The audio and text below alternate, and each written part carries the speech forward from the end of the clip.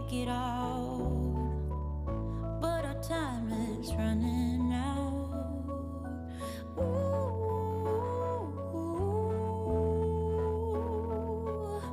bye bye love, you don't know. Ooh,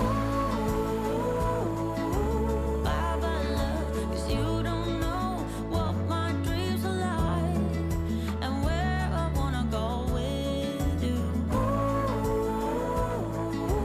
bye bye love, 'cause you don't know and you don't seem to care that I could have gone with you anywhere.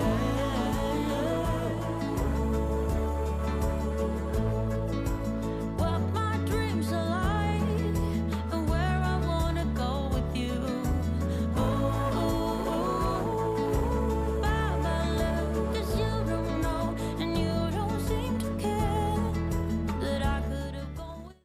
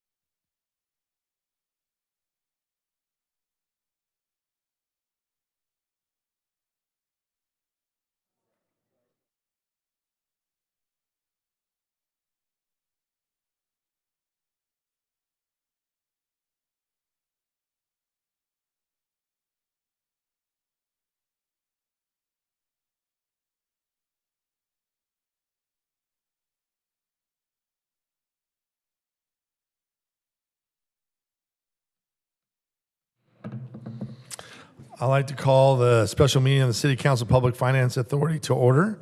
Madam Clerk, call the roll. Councilmember Kalmick, Here. Councilmember Mosier, Here. Mayor Pro Tem Vandermark, Here. Mayor Strickland, Here. Councilmember McKeon, Here. Councilmember Bolton, Here. Councilmember Burns, Here. all present. Thank you. Please stand for our Pledge of Allegiance, led today by Councilman Casey McKeon.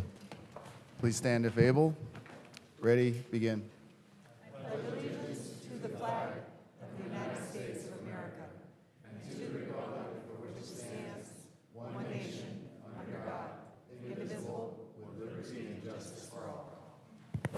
Please remain standing for our invocation. Our invocation will be led today by Huntington Beach Police and Fire Chaplain James Pike. Let us pray. Almighty God, you are the author of covenants and laws that allow for the flourishing of your people in the land that you gave them. We pray for these deliberations tonight as we consider our charter and our laws, that the same spirit might be upon us for the sake of flourishing, abundance, and prosperity of our people in Huntington Beach. Look kindly on us with your providence, and we ask this in your name. Amen.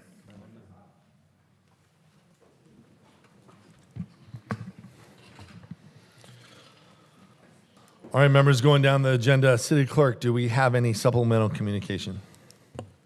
Yes, Mayor, for administrative item number 2, we received 76 emails regarding potential charter amendments. We've actually received more, but they'll all be uploaded into the record, and that many were uploaded earlier today onto the website. And we also received a letter from Julia Gomez, Senior Staff Attorney for the American Civil Liberties Union Foundation, and Paul Spencer, Senior Attorney for Disability Rights California, regarding the potential charter amendments. And that was received this afternoon. Okay. City Clerk, do we have anyone sign up to speak? Yes, I think We're at 33, so I'm going to go ahead and call the first 10 to come forward.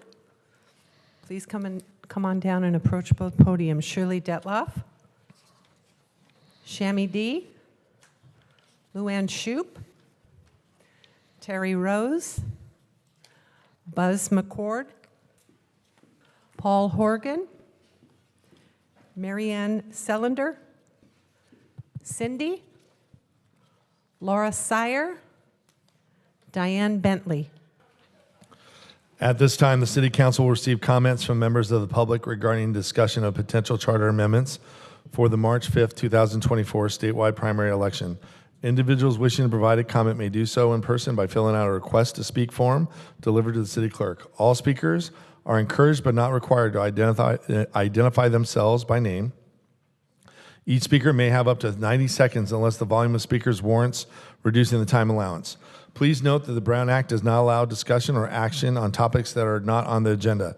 Members of the public who would like to speak directly with a council member on an item not on the agenda may consider scheduling an appointment by contacting the City Council's administrative assistant at 714-536-5553 or emailing the entire City Council at city.council@surfcity-hb.org.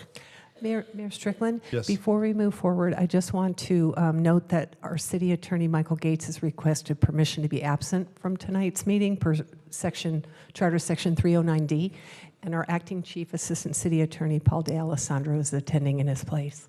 Thank you. Who would like to open? Thanks for being here. Good evening, members of the City Council. My name is Shirley Detloff, a resident of Huntington Beach since 1964 and mayor in 1997. I'm here tonight to let you know that the charter amendment should not be on a ballot in March, but that you regroup and turn the role over to a charter revision committee made up of citizens. If you had done this in the first place, you would not be in a position of so many citizens protesting the work you have done. You have received criticism from the press, even the Orange County Register. Your constituents told you that the idea of a flag amendment was unnecessary since you already have an ordinance that states what flags can be flown on city property. You are going against state law with insisting that voter ID be enforced, and the state has reminded you of this with the threat of another lawsuit. How many of these lawsuits are we going to lose? If we are not a part of the election process run by the county, what will be the cost to our citizens when there is no evidence of voter fraud in the county? Nothing has been found to even suggest voter fraud. You have, I feel, made a big political mistake, as well as one where you faced intense opposition from the community. Please, if you feel you must have something in a ballot, wait for November, as none of these are emergency measures. It's time to get back to governing our city and watching our infrastructure needs, our financial position, sea level rise. It will now be your responsibility, as the Environmental Committee could have done this for you. Also, remember maintaining all that has been achieved by the councils before you, a great park system. Thank you. Thanks for being here. I'm sorry I didn't give you the 10 seconds. I apologize. Next speaker. Hi, I'm Shammy D, and tonight I want to talk about voter suppression, not voter ID. Voter suppression is a huge issue at local elections due to the extremely low voter turnout. Moving to locally run elections would not only cost the city millions of dollars annually, it would likely cut voter participation by 35 to 40%. In local municipal elections, due to the limited hours, 7 to 7, and limited number of days, usually 4, the people who vote end up being unrepresentative set of politically active, wealthy, retired, older residents who will control what the city's policies are, what the city spends its money on. Is it fair to working residents, middle-aged and younger, with family responsibilities? Nationwide, municipal elections only average a 27% turnout of eligible voters. In Redondo, which has been much discussed here, in 2021, the voter turnout was only 27.63%.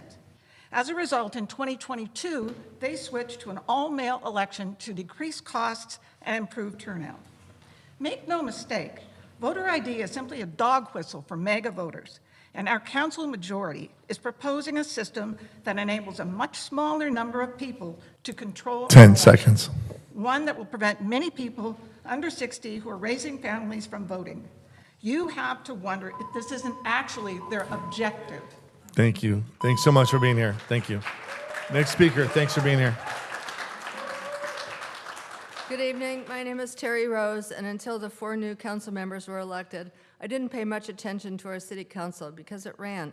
And although council members had different opinions on any given subject, they seemed to work for the good of the whole, not for their own advancement. I read through the 35 emails that were attached to tonight's agenda. With the exception of one email that talked about air show noise, the other 34 opposed at least one of the proposed charter amendments or what 4 new members want to do with the library.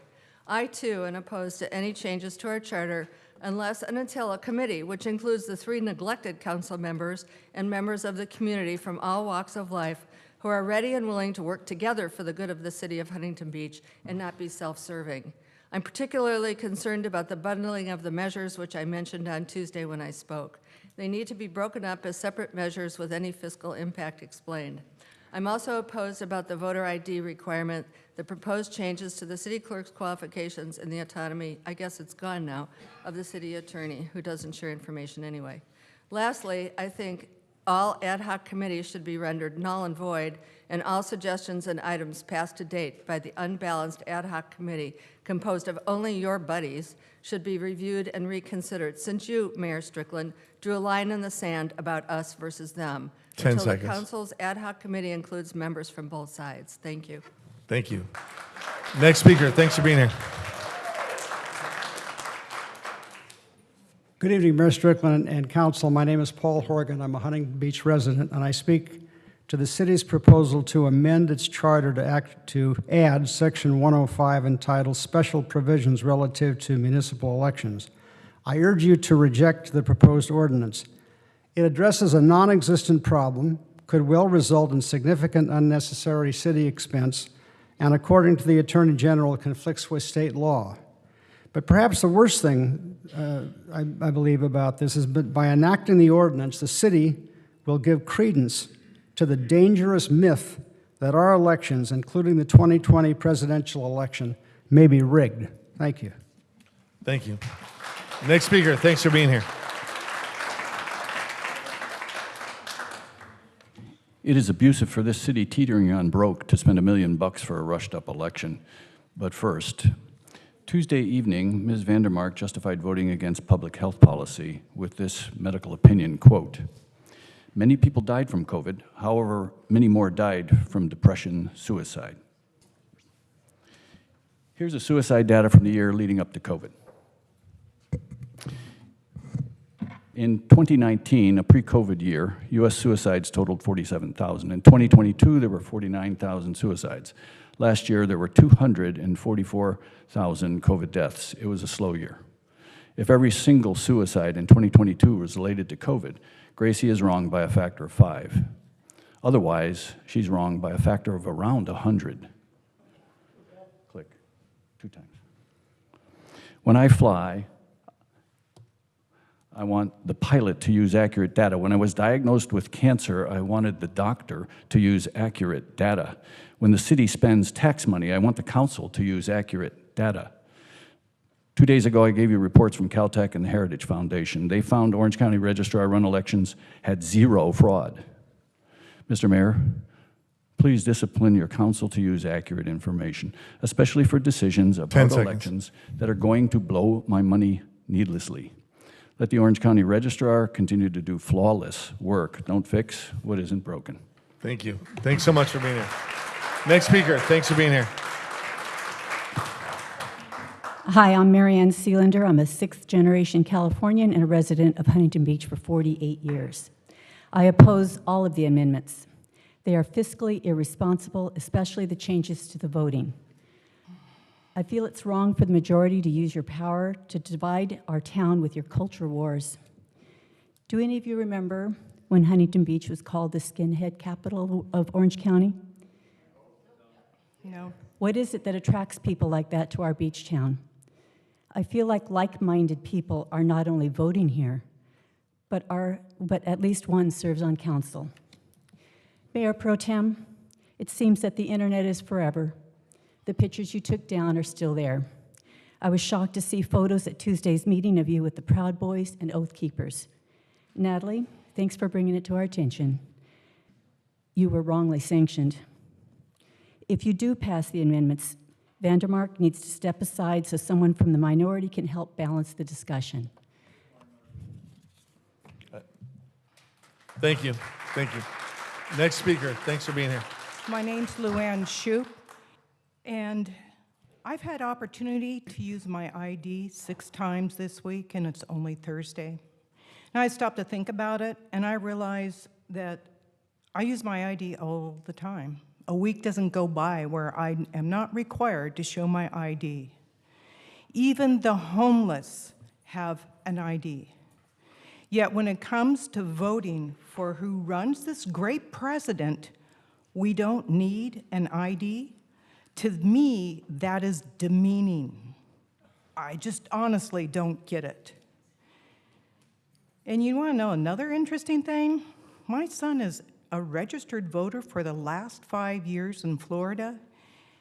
His mail-in ballot is still coming to our house. Now, I shred it, but you know, a lot of people have left California in the last few years. I wonder how many of their ballots are coming to their old addresses here in California. Thank you. Thank you. Thank you. Next speaker, thanks for being here. My name is Diane Bentley, and I'm a 22-year resident of Huntington Beach. After running on a platform promising no changes to the Huntington Beach City Charter, the extremist majority on the City Council is breaking its promises and proposing radical and unnecessary charter changes that are costly in the extreme and will negatively impact the voting rights of HB citizens. The Orange County Registrar of Voters has years of experience in running secure and safe elections, and its voting system offers voters a range of ways to safely vote in the manner that they desire. In Huntington Beach, a large majority of voters of all ages take advantage of mail-in voting, and our ballots are validated by proven methods to make sure there is little voter fraud. There has also been no evidence that depositing completed ballots in ballot drop boxes leads to voter fraud of any kind. The proposed charter changes will only make it harder for all HB voters to exercise their voting rights. One can only assume, therefore, that the extremist City Council majority proposing these unnecessary and unwise changes have a hidden agenda in their drive to bring elections in-house. It's time for you to fess up to your real purpose and stop disrupting a voting system that effectively serves all HB citizens. 10 seconds. All right, thank you. Next speaker. Thanks for being here. Good evening, Mayor and Mayor Pro Tem and City Council members. I want to not forget this because I had my talk on my phone and I accidentally deleted it right before it came. So I want to remember to thank council members, in particular Mosier, Kalmick, and Bolton, for having been standing in the fire all these weeks and months, no matter what. I really admire you, and I thank you. Thanks for reaching out to the state on our behalf, and also to the Registrar of Voters. They're looking out for us, for all of Huntington Beach. But anyway, I'm here tonight, this last meeting, wondering why we've been here, because we're expressing it's supposed to be to collect our input and community input, and yet it's like that song, Sounds of Silence, listening. What is it? Hearing without listening, that one. Because we're not listened to.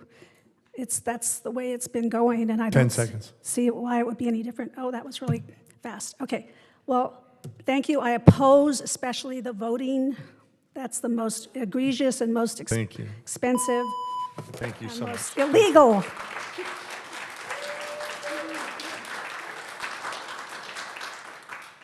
Cindy, voter and resident. I wanted to draw everybody's attention to this website, NCSL. And if you can't open it on your phone tonight, maybe you can take a picture of the website. It's the National Council of State Legislators. ncsl.org. And when you get to that website, on their search engine, enter voter ID. You're going to find a lot of helpful information about states across the country that have voter ID, and I think it's important to get truthful information. So it turns out that there are 35 states across the country that either request or require voters to have ID. When it's request, it's called non-strict registration, and when it's required, it's called a strict law. But of those 35 states, only 9 of those 35 states have a strict law requiring photo ID, and an additional 3 have non-photo strict laws. So what were the consequences of that? In North Carolina, the North Carolina Supreme Court upheld a lower court ruling that struck down the state voters' ID law. In North Dakota, it was legislated and banned and had to be amended to be able to be brought forward. 10 seconds. In Arkansas, it was in court. In 2016, the federal court of Wisconsin, in the Wisconsin area, ruled it to be unconstitutional. Thank you. Please Thanks so go to much. the website. Thank you. Okay. Madam Clerk, the next group. Next group, Kathy Ryder, Mary Jo Baratish, Pat Goodman, Senator Dave Min, Ann Palmer, David Reinerson, Neil, Dennis, TJ England, Mary Kyle.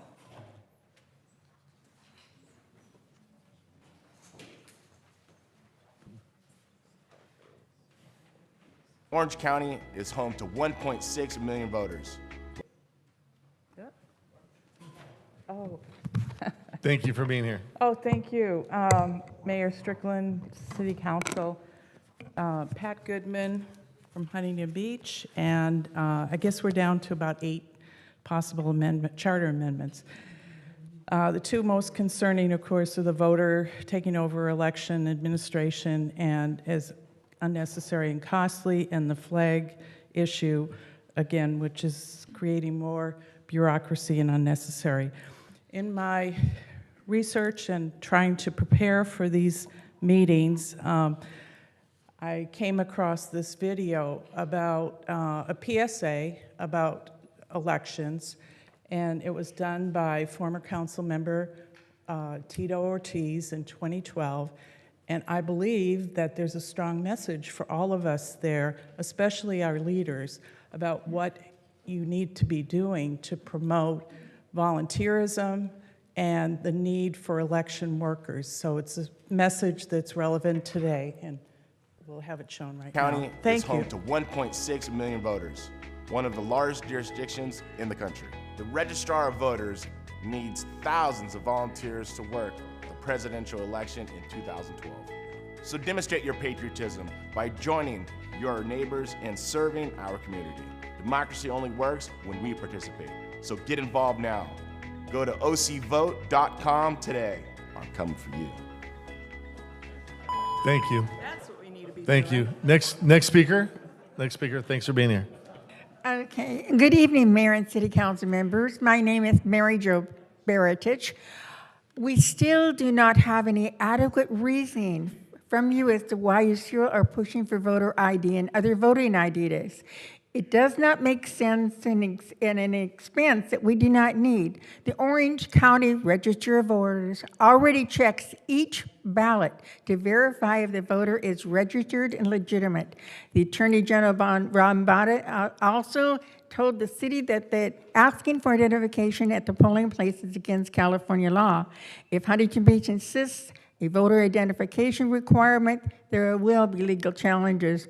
We citizens do not need to foot the bill for more lawsuits. Once again, we want to see the actionable evidence and data to justify these proposed changes in our election procedures. Show that evidence or pull your proposed voter ID amendment.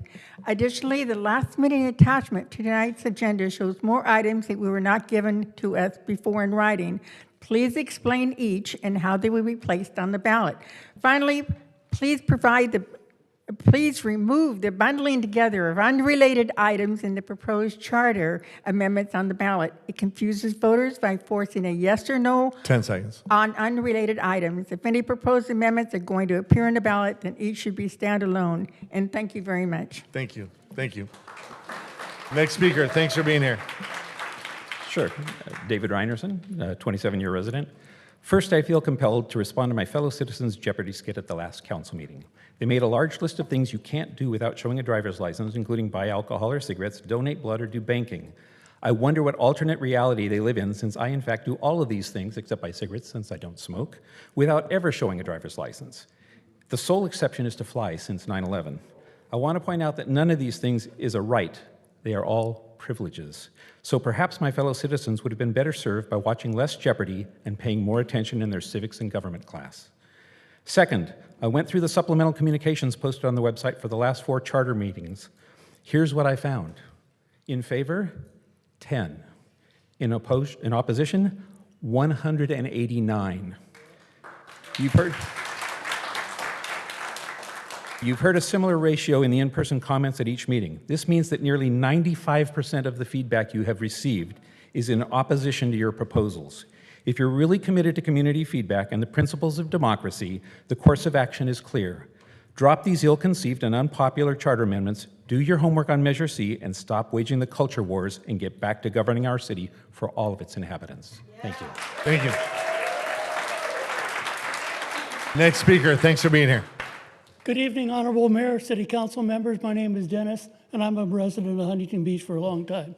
My dear old daddy used to say, if you're going to object, try not to be objectable. The last council meeting, I failed in that, and I do apologize. The City Council is going to deal with number 312 with a vacancy on the council. We voters have elected over the years some really questionable people, and the council has managed to select their own favorable, questionable people. Under the way this is written, a questionable individual would not be replaced until the council, until they voted on the general election, and because of the timing of that, that person could exist in council for anything from 12 to 15 months.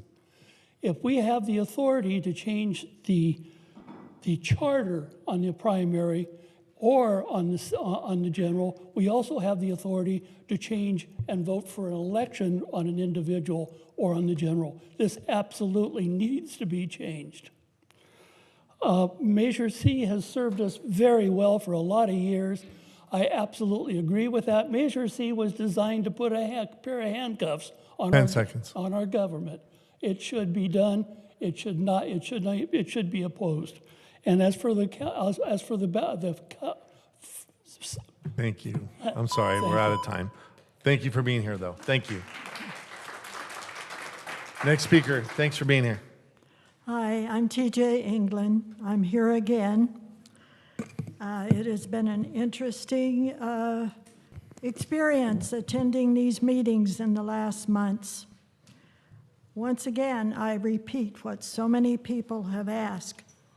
Voter fraud, where is the evidence? We've asked over and over and over, where is the evidence of voter fraud? None has been produced that I can see. We've also asked, how much is this going to cost us if the Orange County Registrar of Voters doesn't assist us in our voting? Who's going to run the election if we take it on? Will it be the 4 majority members? It totally politicizes our voting system. I just don't understand it. How can you bring back integrity to an election system that has no evidence of fraud? I'd like to thank Mr. McKeon for his surprising disagreeing votes in the last meeting. Thank you so much. 10 seconds. I'd like to also protest against I can't even say it, nepotism. Nepotism. You're out of time at nepotism. Thank you so much. Thanks for being here. Next speaker, thanks for being here. Hi, I want to talk here tonight directly to Casey. First, I want to say thank you for voting to have this process in the first place. I think it does take a measure of courage to break from what is obviously a strong 4-3 alignment. So clearly there are some things that you did want to make, some decisions on, and we do appreciate that. I hope it's clear for that. I did notice as well last council meeting you were very focused on that delta of $42,000, the difference across the years, and I hope you'll have that same focus on the cost associated here with these election items and take into consideration, the impact that it will have. You've positioned yourself here to take responsibility for whatever happens as a result of this process. I hope you're ready to wear the consequences within the community. Thank you. Thank you. Next speaker, thanks for being here. Mary Kyle, 25-year Huntington Beach resident. I strongly oppose the voter ID amendment to the charter. Regarding voter ID, I have an email from Fred Whitaker, chairman of the Orange County GOP. The email is dated November 17th, 2022, and among other things, the email addresses ballot harvesting and universal vote by mail. The email tells Republican voters that the 2024 election begins now. As the final results come in, we have raw data to review and determine what worked and what we need to improve on. What we know immediately is that ballot harvesting had made democracy about who can collect and turn in more ballots rather than earning votes. An email from Fred Whitaker dated October 13th, 2022 states, only with Republican victories can we pass important election integrity legislation, including voter ID and finally ending universal vote by mail. Clearly, the proposed voter ID charter amendments comes not from Huntington Beach residents, but directly from the Orange County GOP. The Orange County GOP has a dubious history with election integrity. Our Huntington Beach residents believe that the election system designed by the majority city council members, no doubt in conjunction with the Orange County GOP, are free, safe, and fair? I think not. In 2020 elections, the Orange County GOP placed illegal drop boxes throughout the city. 2 Orange County GOP candidates were investigated for running at least one illegal vote center. Yeah. Thank you. Thanks for being here. Thank you. Next speaker, thanks for being here. HB voter and resident since 1985. This entire process has been flawed from the beginning. Our current charter clearly states that review is to be done by a citizen committee, and that certainly didn't happen with these proposed charter amendments.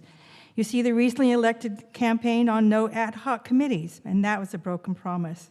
In 2022, 80% of the Huntington Beach voters had enough trust in the integrity of the voting process to vote by mail. If our elections were so flawed, how do we know that anyone elected in 2022 is even legitimate? So why are we changing our charter to accommodate only 20% of our HB voters? That is not good fiscal policy to allow such a small minority to force voting changes to be enshrined into our city charter with no regard for future cost. That's just not good fiscal policy. I'm a fiscal conservative, and this is just wrong. And all of us already know that it's a foregone conclusion that there will be some ill-conceived charter amendments on the March ballot. So let's at least unbundle them, make each one stand alone. In spite of a projected deficit, we seemingly have enough funds available, so let's go ahead and do the right thing, unbundle, and let each amendment stand on its own merits or fail. Thank you. Thank you. Next speaker, thanks for being here. Hi. Thank you for allowing everybody to go through this process. It's very interesting, Mr. Mayor, all council members. My name is Ann Palmer. I'm a 30-plus middle-class homeowner in Huntington Beach. So I wanted to speak again on Measure C. That item is 612C, Part 7, and specifically about playgrounds. Whereas Measure C has some excellent premises, and I'm glad you're clarifying it to access funds, but the guidelines are too broad and generous. I once again urge you to restrict playground growth to 10% within a 10-year period, with a cap of 100% growth from date of resolution in perpetuity. Anything less could see a paving of our shrinking beaches and open areas to massive paved yards in 20 to 30 years. You may believe that a decade is an extended period of time, but most here know how quickly that time passes. And as demands increase for density and accessibility, and there's a decrease in yard space and greenbelts in coastal communities, we must remember our acreage will not increase. It isn't enough to create area parks. New York did that. It isn't enough to have increased play areas. Chicago did that. There will always be vendors who will be happy to expand play spaces and build the latest equipment at the expense of blades of grass and grains of sand. But we need to preserve our open space for kids of the 10 future. seconds. Thank you very much. Thank you. Thanks for being here. Thank you. Next speaker, thanks so much for being here. Yeah, I want to thank you very much for listening and hopefully hearing from the vast majority of the constituents from Huntington Beach. Probably 300 people, I think, have showed up to speak here. I'm a fiscal conservative, and I'm strongly opposed to the charter amendment, which is going to put into place a whole new bureaucracy, which we, the taxpayers, are going to be paying for. We pay for this a whole new bureaucracy that I don't think the taxpayers are going to want to be paying for that. We want to pay for solutions to the crime problem, the theft out of our stores, what people running in and stealing. We want you to deal with housing. We need more housing. People who are on the police force, et cetera, can't even afford to live here. These are major issues. Putting out the charter because we think that somebody thought that there was some fraud. I mean, it's just a waste of our taxpayers' money. So that's what I'm speaking. Thank you for being here. Thank you. Madam Clerk. Next group, Connie Boardman, Catherine Goddard, Butch Twining, Mark Tonkovich, Rick Brown, Tim Geddes, Kane, Ken Inouye, Julia Gomez, Harry McLaughlin, Donald Medeiros. Thank you for being here. Good evening, I'm Connie Boardman. The proposed charter amendment about flags would require a unanimous vote of the council to allow a commemorative flag to be flown or displayed at a city facility. No current charter section requires a unanimous vote on any issue. During the 8 years I was on the city council, there was never an issue that required a unanimous vote. Never. We have majority rule here. And what issue is so important that it would require a unanimous vote? Flags. Flags? Not just any flag. This is about the gay pride flag. Don't make any mistake. Hate, intolerance, and bigotry have no place in our charter. The flag ordinance was already changed by the council earlier this year to eliminate the possibility of flying the gay pride flag. Flags and the requirement of a unanimous vote do not need to be enshrined in our charter. To the folks watching at home who are shaking their heads like I am over this, please go to the website protecthb.org. We're starting a grassroots organization to defeat the amendments harmful to our city, and we can use your help and your donations. That's protecthb.org. Thank you. Thank you. Next speaker, thanks so much for being here. Good evening. My name is Mark Tonkovich, resident of Huntington Beach. I just wanted to talk about the prospect of being able to vote for voter ID. I've lived in 7 states. 6 required a voter ID. This one doesn't. The other 6 states didn't have ballot harvesting. They didn't have mail-in ballots. They had absentee ballots. I was a salesperson before I retired. I travel a lot, so I would use that. Now everybody gets in their mail like junk mail. I think we need to control it. France, I don't know if anybody knows this, France last year changed it back to voter ID and paper ballots because of the corruption in the elections. So I do think it's important that we can do it. Now, here's a little funny one. When I was in Georgia, one of the IDs you can use was a concealed weapon permit. And I thought about it, I go, why? But wait, they went and got fingerprinted by the sheriff's department. They had a huge background check, more than you'll get with a driver's license, so it actually made sense. They knew who you were if you had that. So I'm in favor of getting it back to tightening it up to, if we don't say there's no fraud, I don't believe that, but this will tighten it up so fraud would be that harder. The woman said earlier about getting the ballot in the mail after her son left. That happens a lot. We have some of the worst cleanup of voter rolls in this state out of all of them. Thank you. Thank you. Thanks for being here. Thank you. Next speaker, thanks for being here. Good evening, Mayor and City Council. My name is Tim Geddes, 40-year resident. At the council meeting on Tuesday, the audience was introduced to the big rock theory of strategic planning, whereby you take an empty jar, big rocks, small rocks, sand, and water, representing main priorities or longer-term goals, day-to-day responsibilities and shorter-term goals, minor tasks, and unimportant distractions preventing work from getting done. The big rocks go in the jar first, followed by the smaller rocks, the sand, and finally the water. It works for me, and it works for business guru Stephen Covey. Concomitant with that is the truism attributed to Benjamin Franklin and echoed by leaders like Winston Churchill that if you fail to plan, you plan to fail. The council majority is failing to adequately plan for its proposed charter amendments and doesn't even have the data to go forward with its intentions.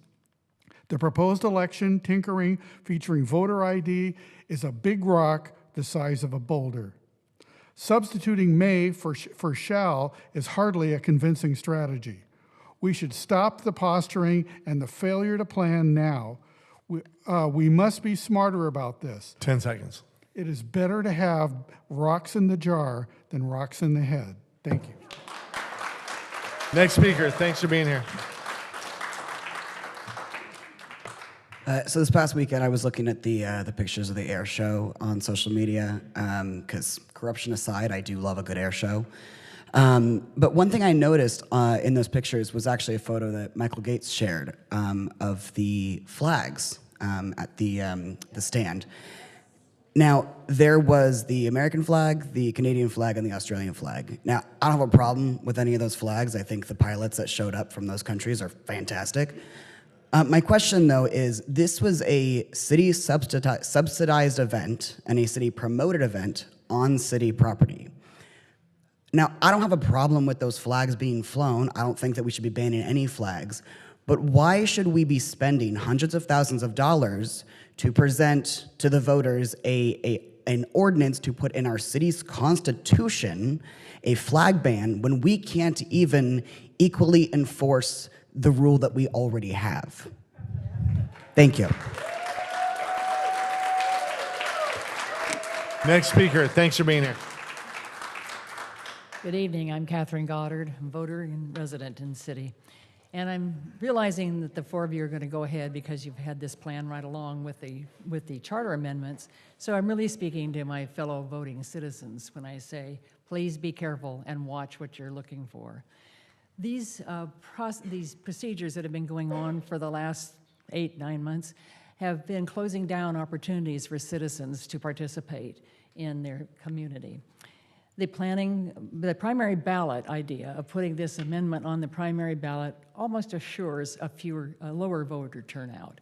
So if these ideas, if you do need to research them carefully because they are confusing as presented, if they're codified in the charter, it might even be at a cost for this primary election. It's somewhere between $500,000 and $1 million. The costs are unclear. That's why you have to watch what you're doing and research between now and the next 5 months, now and May and March, when this will come up.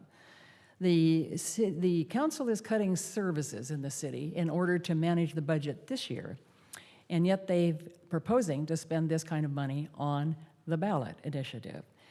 So we're also told there'll be a deficit in the budget by 2025. So this doesn't make fiscal sense to me. The rush to get it on the May 10 seconds. is simply something that fellow citizens do your homework, pay attention, and do your research.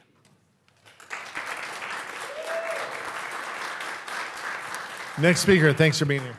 Good evening, Honorable Mayor, members of the City Council. My name is Kenny Nelway. I'm a 50-year resident of Huntington Beach. I'm going to present some facts to you tonight so you can help evaluate your decisions. This City Council passed a 5-year budget that projects a $19 million deficit over the next 5 years. Factually, there's been no evidence presented over this period that suggests there's any voter fraud in Huntington Beach. In spite of this fact, the City Council is proposing a voter ID requirement in our bylaws. The fact is, there's an estimate of cost to implement this bylaw change of over $5 million.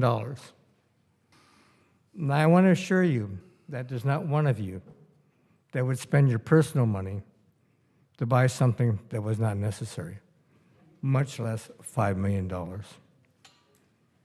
As members of the City Council, I look to you to be fiduciaries of the resources of our city.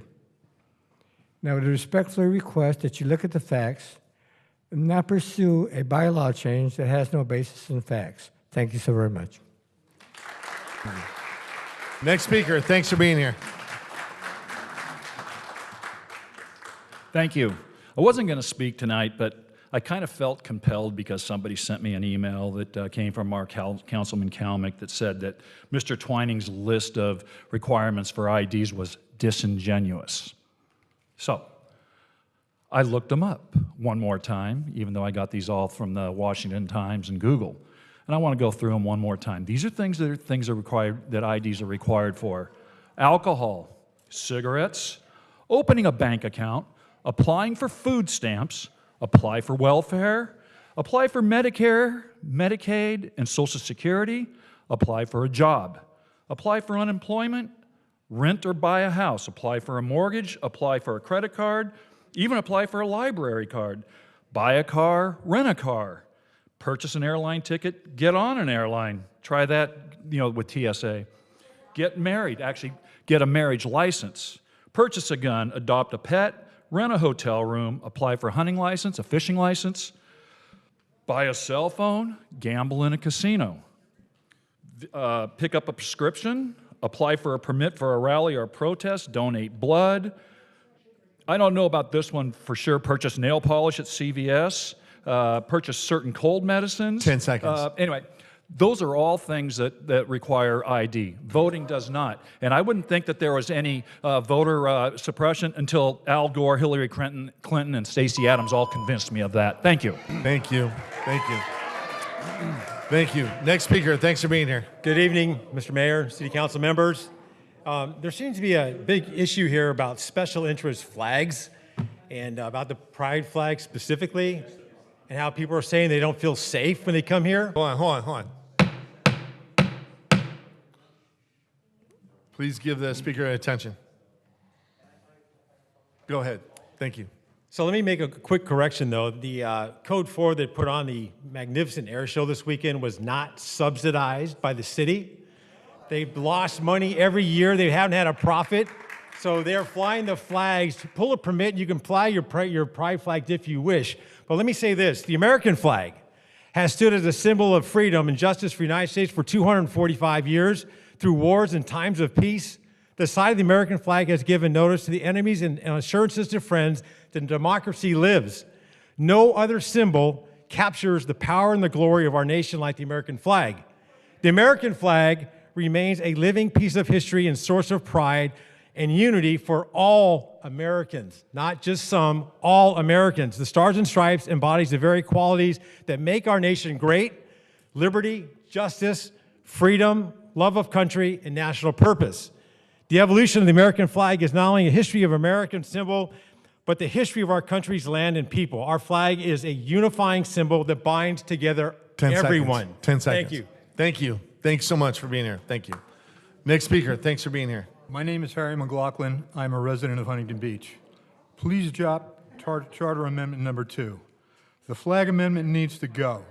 Proffered by an absurd ad hoc committee made up of members with the sole intent of implementing their own personal and politically biased agendas in an effort to placate a minority of citizens. In a blatant attempt to assuage critics of this measure, they have inserted a provision stating that the city may display any other flag in addition to those already enumerated, but only if authorized by a unanimous vote of all members of the City Council. Staff notes that there are no other charter sections that require unanimous votes. Why is that? To give a potential minority of only one member veto power over the other 6? Over this issue? If anything, it should be majority approval, hedging your bets that you may only retain one seat next election. Please drop this from consideration, or at the very least, delete the words unanimous vote and replace them with the words majority vote. Thank you for creating the illusion that you're actually listening. Thank you. Next speaker, thanks for being here. Good evening, Mayor and City Council. My name is Julia Gomez, and I'm a staff attorney with the ACLU of Southern California. Earlier today, we submitted a letter with Disability Rights California opposing adding Section 705 to the charter. While charter cities like Huntington Beach no doubt have some home rule authority over certain local issues, this authority is not unlimited. A charter provision must yield to state law where the following factors are present. First, the law conflicts with state law. Here, the voter ID law would impose requirements on top of the state's detailed voter verification framework. Second, where state law implicates a statewide concern. Here, it is well settled that election integrity and voting rights are matters of statewide concern. Finally, if the state's law is narrowly tailored and does not unnecessarily interfere with municipal governance. Here, the only way the state's provisions could interfere with municipal governance is if the city adopted voter restrictions like the voter ID law. Redondo Beach does not give the city authority outlined in Section 705. In that case, the court held charter cities were exempt from a bill that consolidated local elections with statewide elections because the Elections Code already exempts charter cities. There are no similar exemptions here. Section 705 also likely violates the state's equal protection and voting rights guarantees. I guess I'll just highlight lastly that just because the Supreme Court has been restricting voting rights, the same is not true with the California courts. Thank you and for being the here. constitutions. Thank you. Thank you.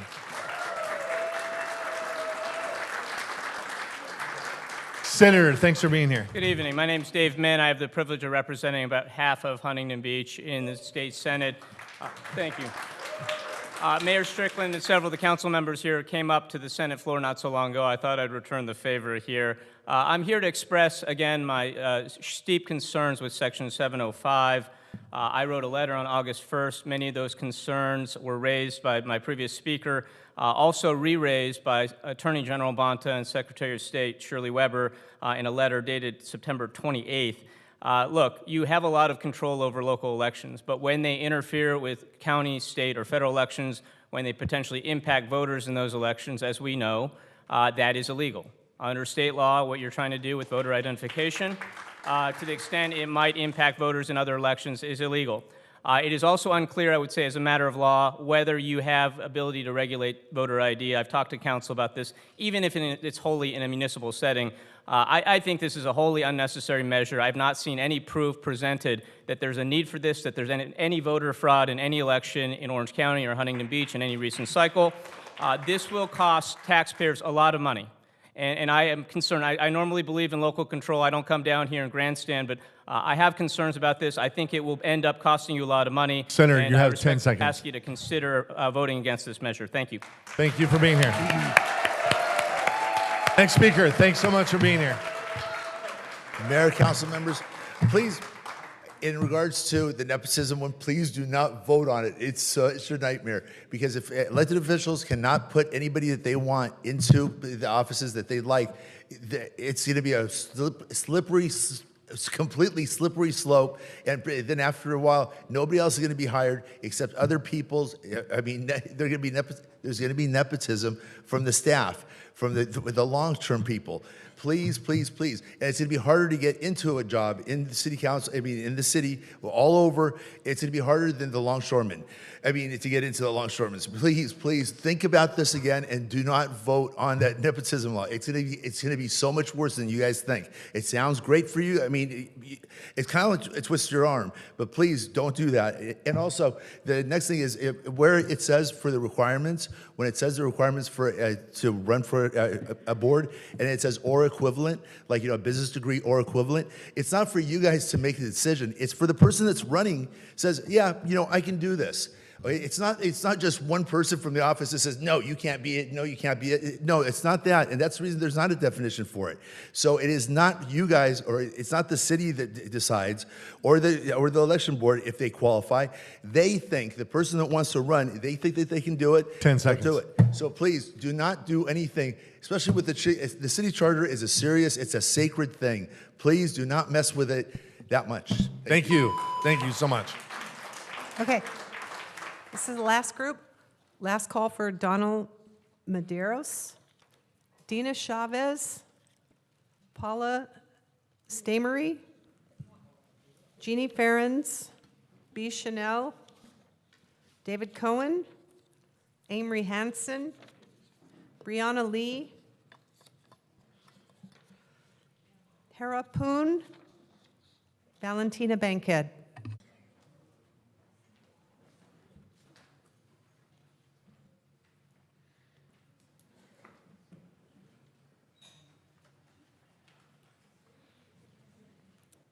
Thanks for being here. Good evening. First, I want to thank Councilman McKeon for being responsible and taking the charter process out from behind closed doors, opening it up to public input. And also for listening and being open to reconsideration of the amendments.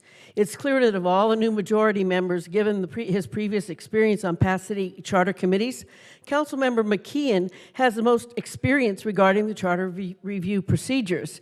So why is it that he was the only member of the new council majority who wasn't included in the ad hoc committee?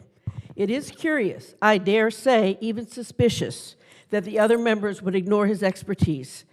Had these open public meetings been implemented as part of the ad hoc committee process from the beginning, much time would have been saved, the public outcry could have been avoided. I'm grateful that he responded to his supporters' concerns and demands to allow the public to be heard. As a member of the public, I am concerned by the council's entire process regarding these charter amendments. I must express my opposition to the entire process. There's a potential for a lot of money to be spent, legal battles, and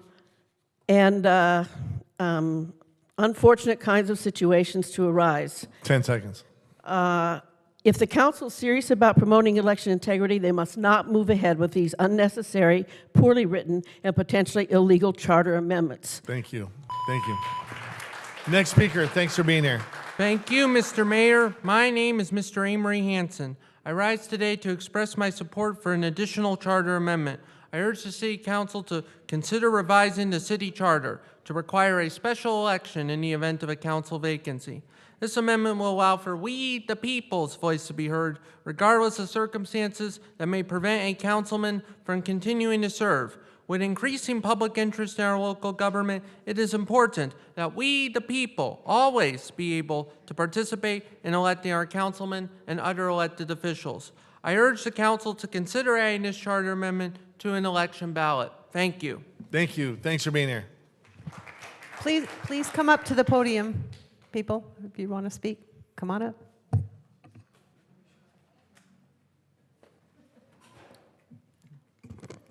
Good evening. My name is David Cowan. Lived in Huntington Beach for 35 years. Came here first when I was 16 years old from Iowa on a road trip. Came back many times when I was transferred to Norton Air Force Base in San Bernardino. Family loved Huntington Beach. I always thought it was a little quirky, and that's okay. I kind of like that. When we came here, it was kind of a surfer biker bar, but it was still a great place to be, great place to live. But I have some issues. The voting. Even the former president's administration, the person in charge of voting integrity, said this was the cleanest vote in years. There's no voter fraud. I love being able to vote by mail. I love being able to drop it off. I don't see any reason that you need to complicate the process and incur more expenses just to do something that doesn't need to be done. And one more thing, if you really want to keep bundling these charter amendments together, you really ought to start with one that says, we love puppies. And then everyone will vote for them, and they won't look any further. Because people need to look at each individual charter proposal to know what's going to go on. And 10 maybe seconds. They don't like one, or maybe they don't like two. What doesn't really matter. Thank you. Thank you. Thank you. Next speaker, thanks for being here. Good evening, 35-year resident. First of all, if we cannot afford to put each and every charter amendment as a separate item on the ballot, how are we going to afford to manage an entire overhaul by our city? Where is the cost analysis? Where is the outside legal analysis? Sorry, but trusting in-house legal opinion is ridiculous considering Mr. Gates' track record with getting sued by the state. Why should we vote for the city to take on millions and millions of dollars in unknown costs to take over our own elections? Because the registrar cannot legally authorize voter ID under their administration. Who pays for the voting equipment, the researching and buying of voting tabulation machines, collecting ballots at polling locations, and transport? Will that be in personal vehicles? Who will be the drivers? How will they be vetted? Is it going to be the Proud Boy Express? How about certification? Who will handle this? You haven't told us. Who pays for the ballot pamphlets? Who pays to have them translated into different languages, into Braille? Who pays to print out the actual ballots, languages, Braille? Who pays to set up the extra polling places? Who pays to make them ADA compliant? Who pays for the extra insurance in case someone falls while there? Who pays for the vetting and training of poll workers? Who pays for the salaries of the whole 10 new seconds. vote admin team that will need to be hired and trained? Are you planning on pushing this into an already overworked city staff? Thank you for being here. Thank you. Next speaker, thanks for being here. Thank you.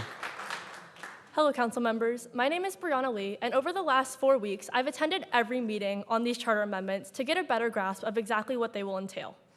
I've listened to you discuss the potential advantages and disadvantages of these amendments, and after conducting my own research, I've realized one common denominator. Regardless of the intentions of you passing these amendments, they will inevitably discriminate against some people. As said by many others, there is no evidence of voter fraud in Huntington Beach, and even on a nationwide level, only 0.00004% of all ballots come back fraudulent. By that metric, you have a higher chance of being struck by lightning than you do of coming across a fraudulent ballot. At its core, these amendments will essentially make it more difficult to vote, especially for low-income individuals, the elderly, and people of color.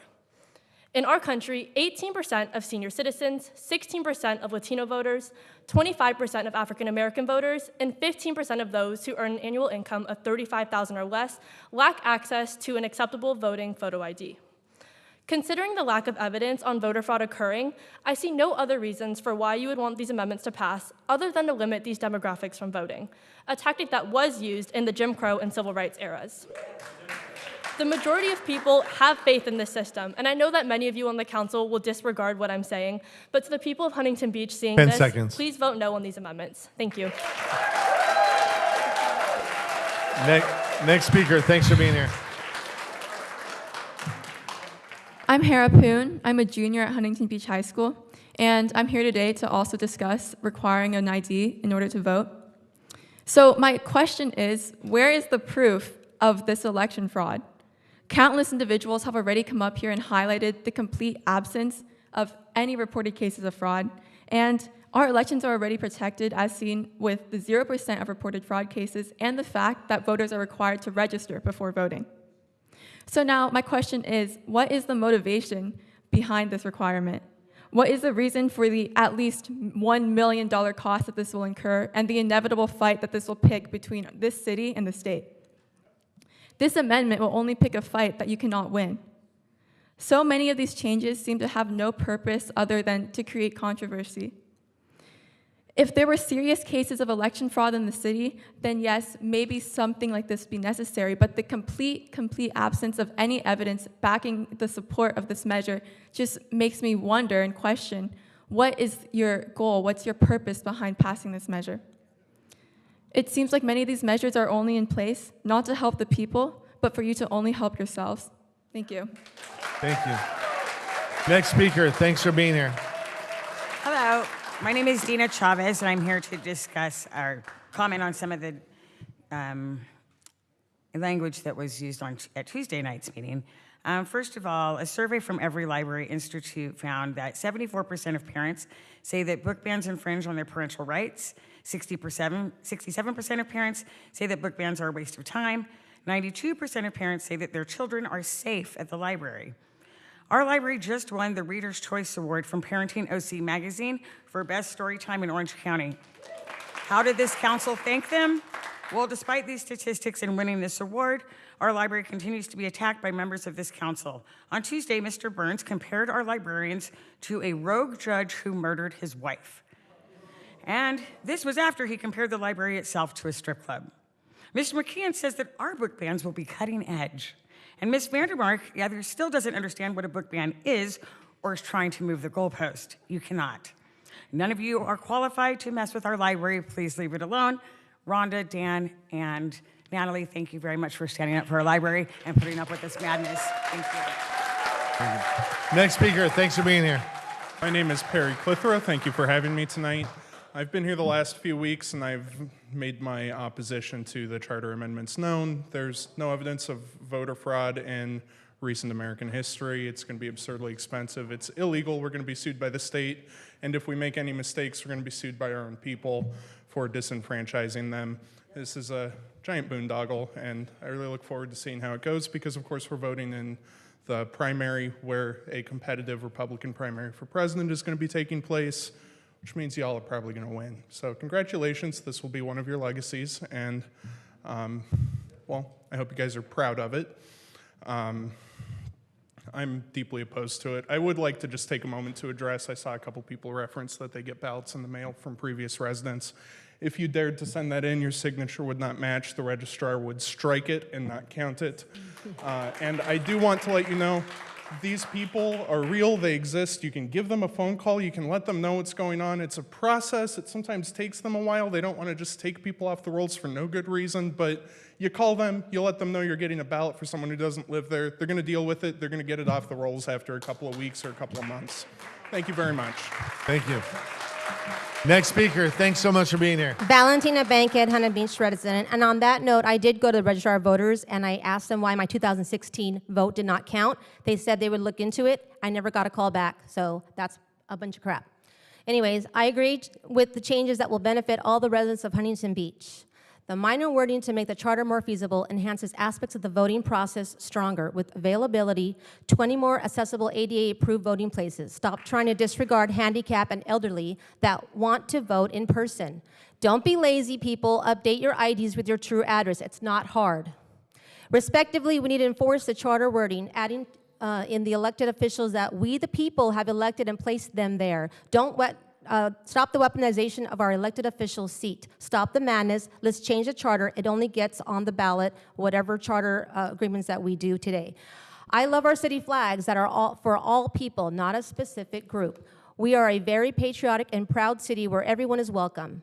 Our American flag, our city flag, our county flag, our military flags, and the Olympic specialty flag, if we get it here, that would be rad.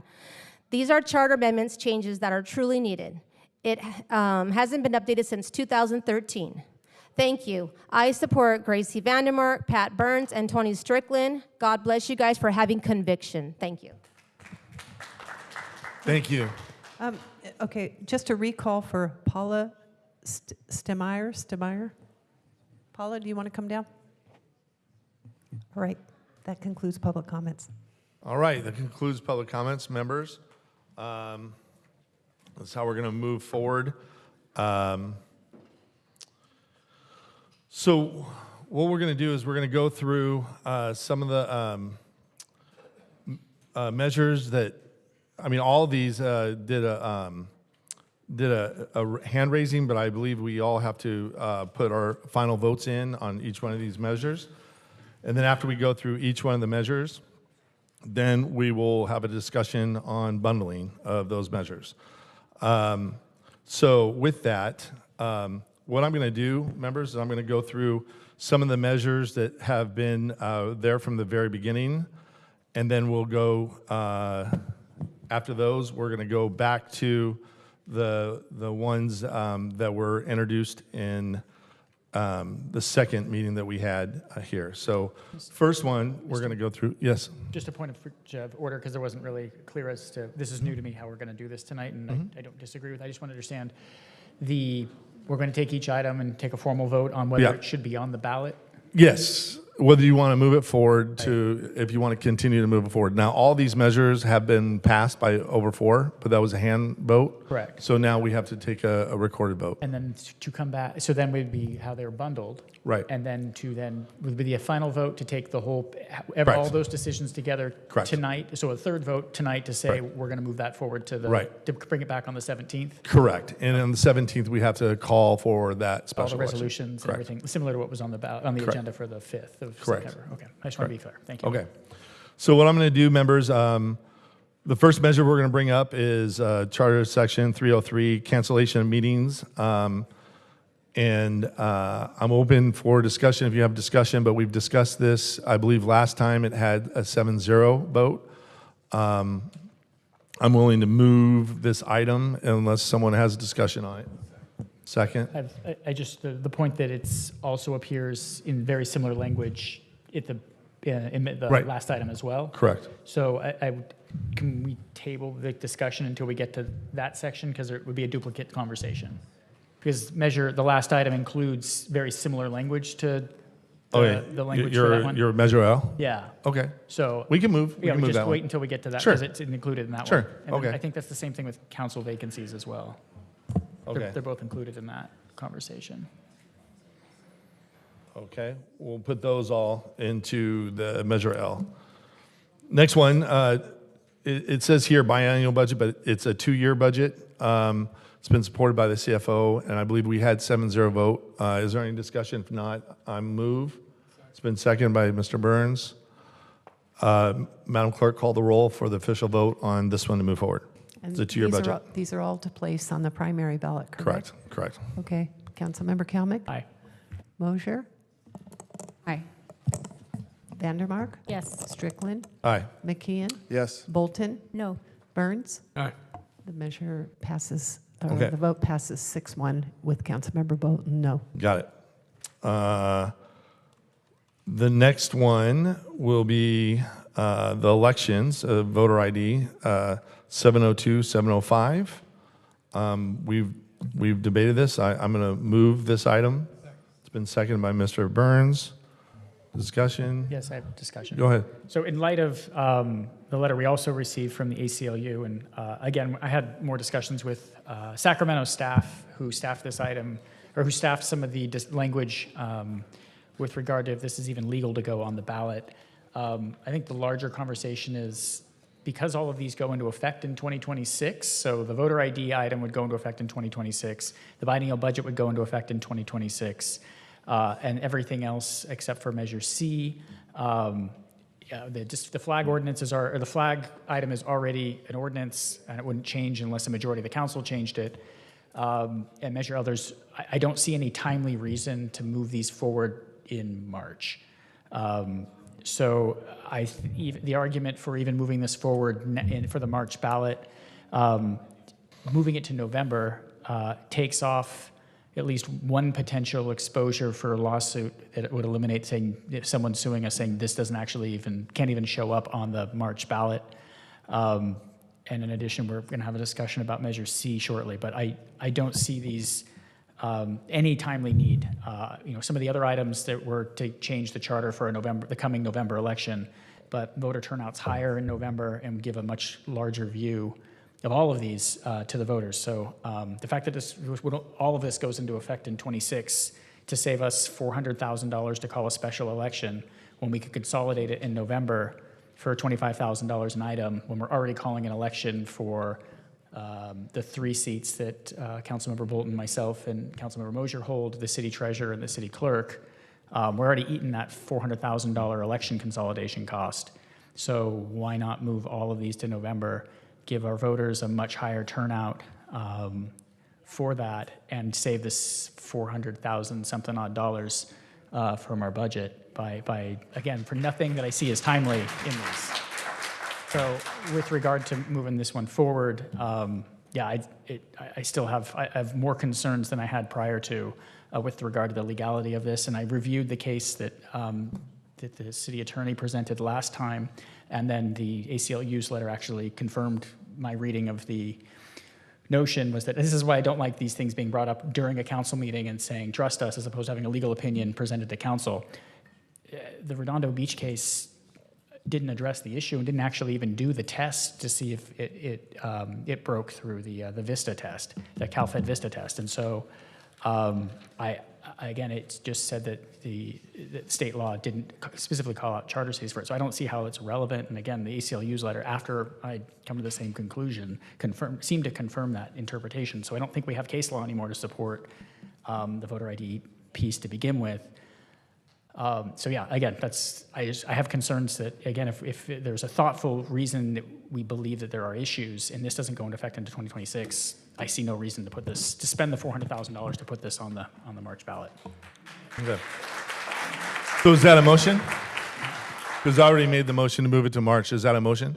So you would motion in a second. So my motion is to table these amendments until next year and direct staff to come back with recommendations for the best way to gain input on Measure C later on in at some other point. So have staff come back at our next meeting saying, hey, we want to have 3 meetings to get public input. I've had 23 hours to look at the new language for Measure C, which was our quintessential voter initiative. I haven't had a chance to talk to the author. I ran out of time trying to read the rest of the agenda and prepare for tonight.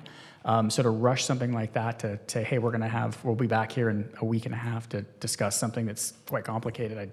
I'd like to get more input from the community on the actual changes to that and actually think about it a little bit more because, again, we've tried this for 10 years now, trying to figure out what the edge cases are. So my motion is to table these amendments until next year. Do I hear a second?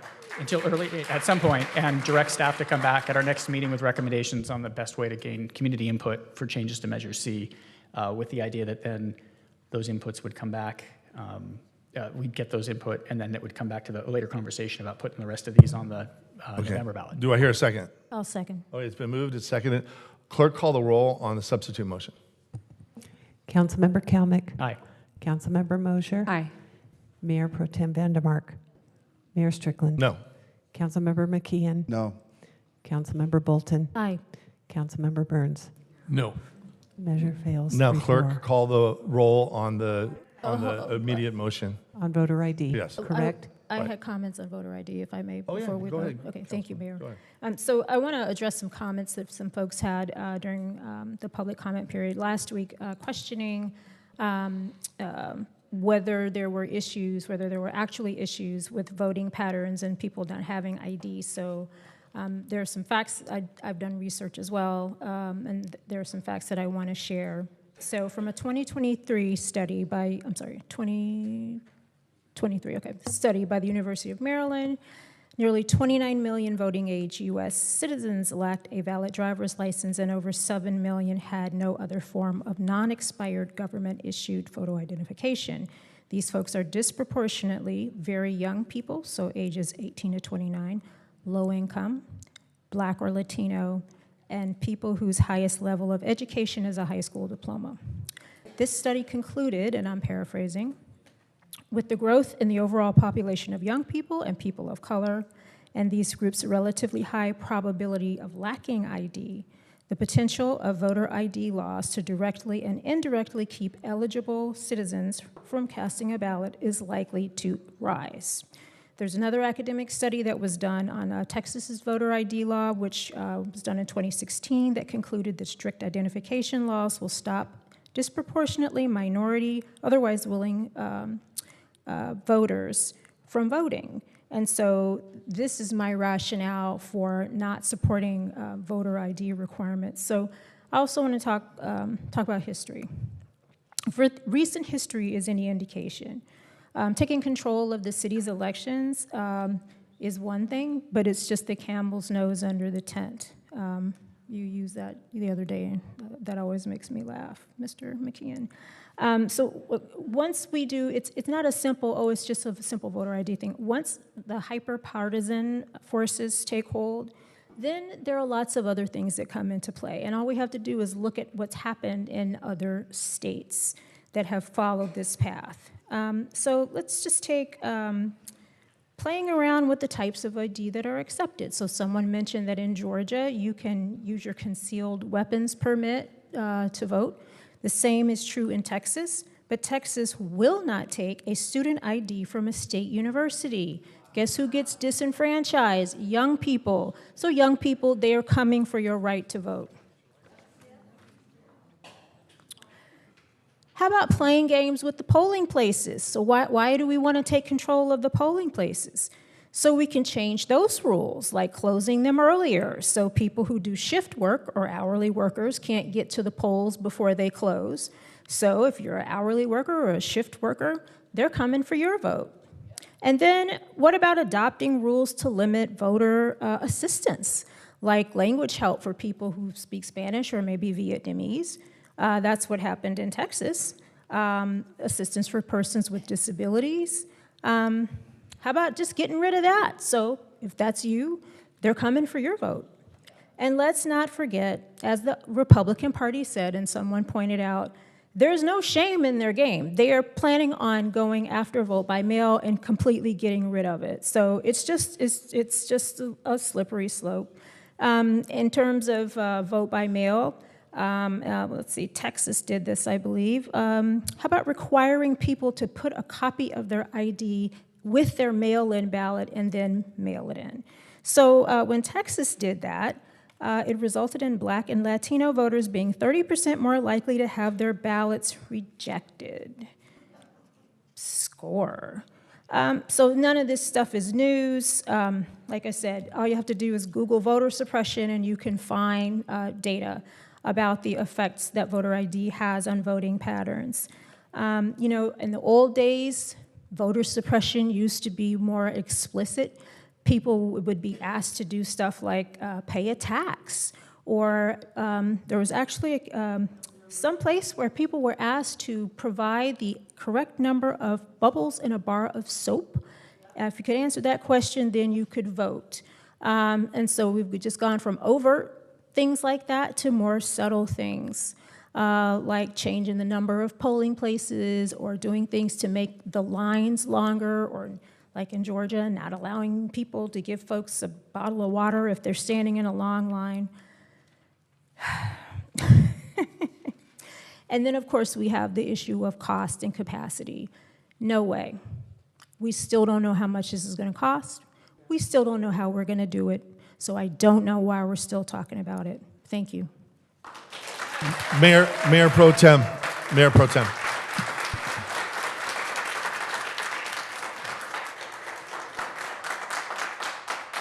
So the last time we were here, there were conversations about low-income communities, minorities, disenfranchised people not being able to vote.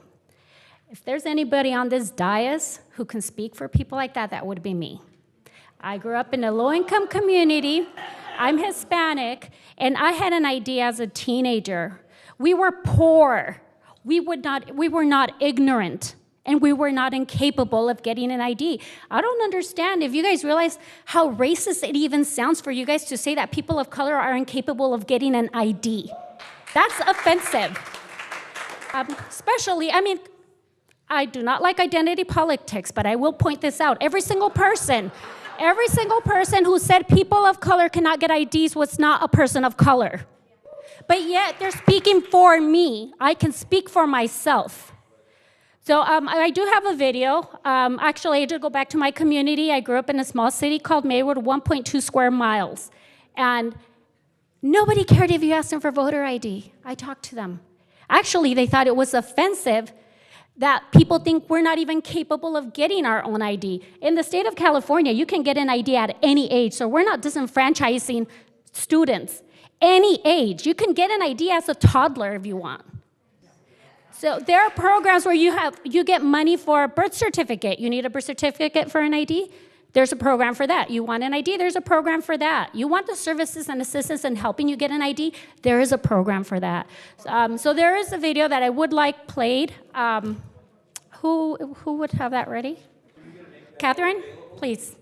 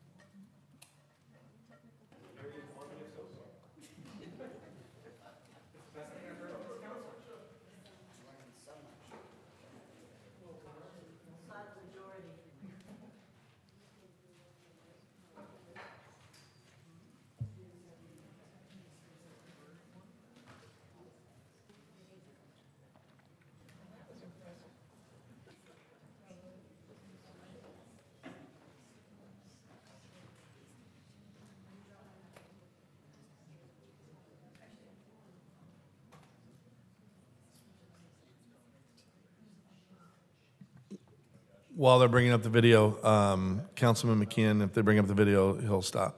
Go ahead, Councilman McKeon.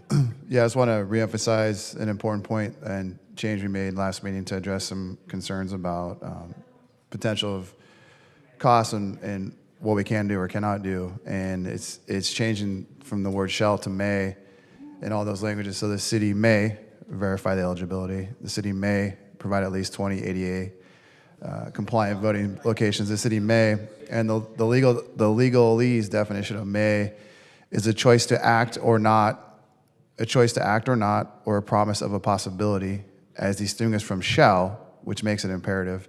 So again, we can test pilot this should the voters pass it on the ballot, and if it becomes too cumbersome or expensive, then we may not do it, and if it's not, we may do it.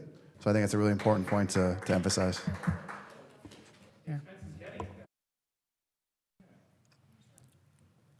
Councilman Calmet. Thank you. So I don't know if you had a chance to review the ACLU's letter, and I have not heard from our city attorney. I didn't get a memo with response to it, but they state that changes made by city staff to 705 to provide that the city may, instead of shall, require voter ID does not save the proposed charter amendment because of a grant of authority alone is sufficient to raise a conflict with state law and render the charter provision invalid. And they actually quote the Huntington Beach v. Becerra case. The SB 54 case, I believe, is that case, which was the Attorney General quoted quite a bit in his letter as well when we lost the SB 54 case several years ago. In addition to that, I do have a technical question because this is the first time we've discussed the new changes.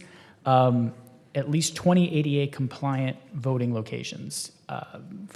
Mr. D'Alessandro, with regard to the 20 ADA compliant voting, ADA is, that acronym is not defined anywhere in our charter. Are we assuming it's the Americans with Disability Acts? If it changes to something else, are we going to have a problem? If California institutes a law that's more restrictive than that, or is it just assumed that all the polling places under state law have to be ADA compliant? So putting that in there likely ties us into something that may have to get fixed later. I think the intent was the Americans with Disabilities Act. So if that's replaced. If this comes back, we'll be happy to spell it out. Okay. But I mean, but what if California has a Disabilities Act that's more stringent than the ADA? Now we have ADA compliant places instead of California compliant. That's something we should probably look at Okay. in terms of, I don't know if California can adopt things that are in conflict with the federal law, but I think they can be we'll- more helpful to folks than ADA. Yeah, They can be more protective. I think it's worth taking a look at. I mean, but if we'll certainly sure. spell out the part about American with Disabilities Act Right. Instead of the acronym. I think that's a good point.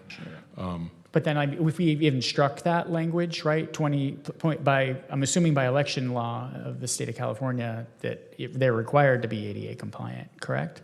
So it would be probably redundant? I would imagine they're required. I really don't know the answer to that. Okay. So. All right. So again, like it's just putting something like this in the charter that we've changed this now several times since it was supposed to be placed on the ballot and ready to go on the ballot September 5th. Like again, this is where there's still things we're finding out as we get through this that I don't think solve the problem. Part of the process, and that was a point that you guys brought up, which is why we added it. I don't disagree that this process has been helpful, but I still don't think we've. But the ADA was what you guys brought up, so. Correct. So you recommended that we put it in.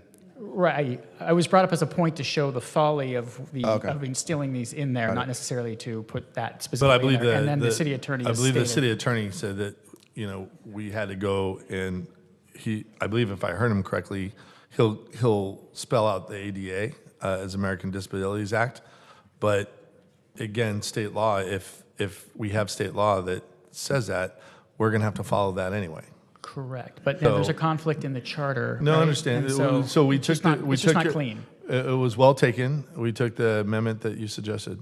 So go ahead, Councilwoman. So if it's state law, we'll have to follow it anyway. You just said that. On ADA requirements. But just for correct. that? Correct. Okay. Correct. Not for everything else. So let me ask one last time to our city attorney. Is there anything we're doing right now in your professional experience that says we're out of compliance of law? We think the state constitution gives the city authority Exactly. over local elections. Yes. So. Okay. Thank you. Okay. I have a couple other questions too. One is, I know that there's been a lot of talk about anecdotal evidence, anecdotal discussions about voter fraud, and to me, all of this comes back to that. Whoever received those concerns about voter fraud, did you reach out to the registrar of voters about your concerns? Anybody on council? Okay. Okay. I mean, if you want me to answer your question, I've said before, this has nothing to do with voter fraud. This is increasing faith in your elections and encouraging increased voter turnout. That's all this is. This has nothing to do with voter fraud. This is increasing faith in our elections and increasing voter turnout. And I would add that I'm not inclined to go back and forth. We've debated this now, three different hearings and long hearings, and this is an important right for all of our citizens, and I think it's disingenuous. You can reiterate what you've said the last 3 weeks. Sure, absolutely, I will, because I think it's the most important thing that we're here to discuss tonight. I think it's disingenuous to say that it's going to increase voter turnout. It's going to do the opposite. It's a disenfranchisement. It's disenfranchising our residents. Again, talking about the 20 ADA compliant voting locations. The reason that we talked about that was, as Councilmember Kelmick said, to express the folly of even trying to do this. We had 30 ADA compliant in-person voting locations throughout the month prior to the actual final election day. I don't see how this is going to help us be able to do this. It's only going to place the city in potential legal jeopardy on a number of ways. So then we get back to, we had our council meeting on Tuesday, and we haven't discussed this before because we just had the strategic plan discussed on Tuesday. As was mentioned during public comments, we talked about 8 items and areas that we're looking to, that we actually created a resolution for, that we're going to focus on over the next few years. This particular item was not included, and I'll just say specifically the voter ID and ultimately running our own elections was not included in that strategic plan. Specifically, our consultants talked about the big rocks and the small rocks, and essentially, one, that 85% of our staff members' time is taken up with the day-to-day running of the city, number one. All of the other pieces are all these things that we're throwing at them. This is a huge rock. This isn't just asking for voter ID. This is actually looking to run our elections. When it's already been mentioned that we don't have the money in the short term or the longer term to be providing a lot of various city services. So here we are moving forward, spending millions and millions of dollars, money to get it on the ballot, money to put it on the ballot in March, which is ridiculous because the number of people, if your goal is to improve the amount of people that get to vote on something, that is decreasing the number of people that get to vote on something. If you want this, it should be in the general, even though I don't think it should be there at all. Millions in legal costs to run an election, millions in costs after the fact when we get sued and will likely lose. So we are expanding litigation over and over and over again, and the potential for litigation, when again, it rewinds back to there's no voter fraud. There's no evidence of it. This is all a fool's errand. It's a waste of time, and it's actually going to put the city in a very bad position. And it saddens me, and I'm gonna say it over and over again. It's going to cost us money to solve nothing. There is no point. We're not improving, and the last thing, we're not improving people's vision of a safe election, right? We're not doing that. It's the exact opposite. We are sowing chaos in our elections. I trust the elections right now. I will not trust them under these circumstances. And once we start doing that, it's a slippery slope to everything else that we do, and it is wrong. All right, Madam Clerk, everybody's had the opportunity to speak on this item. It's been moved. It's moved by myself, seconded by Pat Burns. Is the video? Oh, it's working. Okay. Oh, the video's going to work. Okay. Berkeley, California, to find out if voter ID laws suppress the black vote.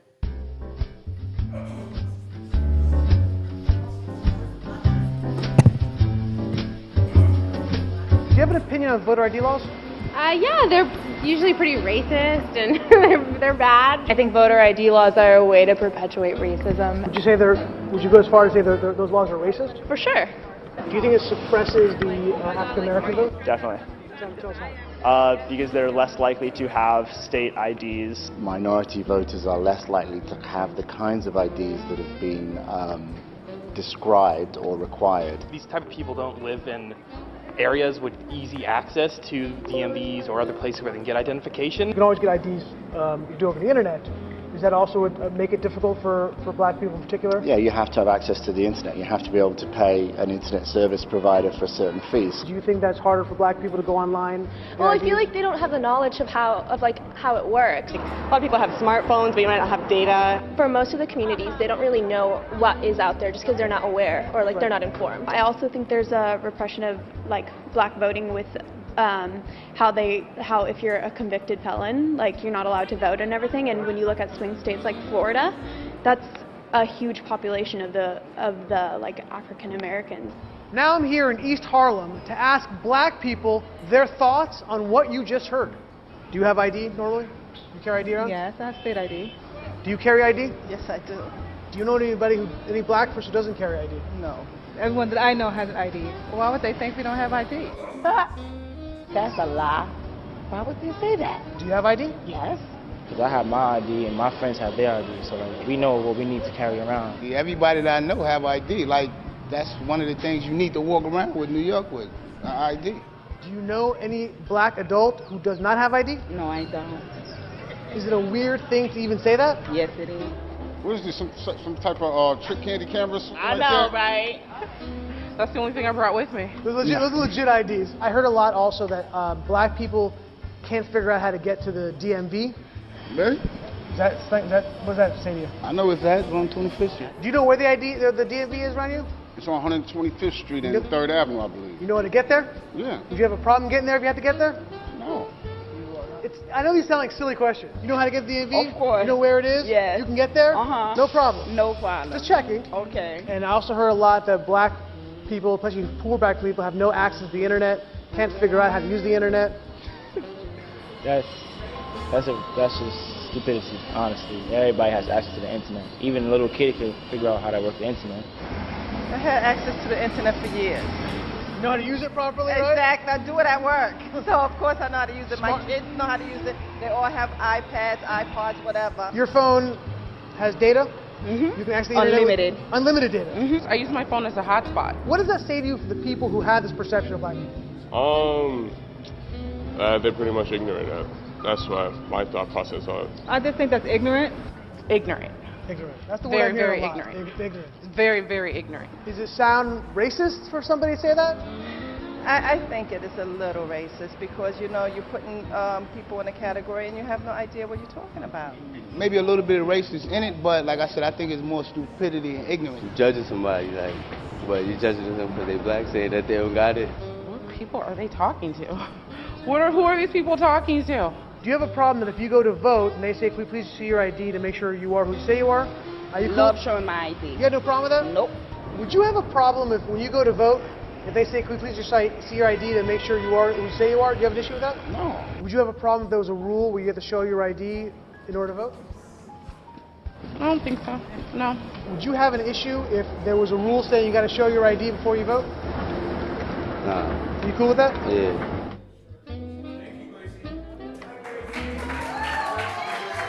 So, Madam Clerk, I'm sorry, Mr. Mayor. Go ahead. I'm sorry. So I was speaking about low-income folks.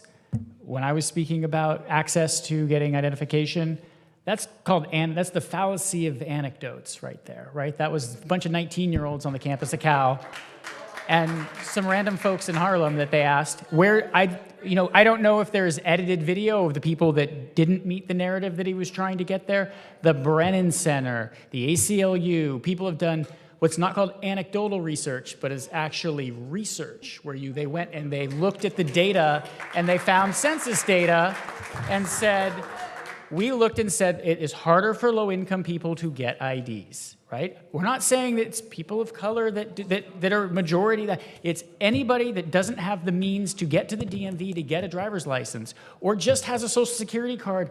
People were saying like, oh, you need to have all of these things to get a job. You don't. You need a social security card and a utility bill to work in to use the I-9 as valid forms on an I-9 to get employed in California, in the United States. You don't need photo ID. To get your driver's license, you roll in with your birth certificate. How do you prove who you are when you're 16? You have no photo ID. When you register to vote, you prove who you are. You put your driver's license number, and you put your social security number, and then you sign the form. It is so difficult to go to polling place after polling place after polling place. I do security consulting as part of my day job, and part of that is knowing how to break things and how to break into things and how to compromise systems. I have read the reviews and I have read the data sets on in-person voting. I have worked through tabletop exercises. How would you commit massive voter fraud on a scale that would tip an election? How would you do that?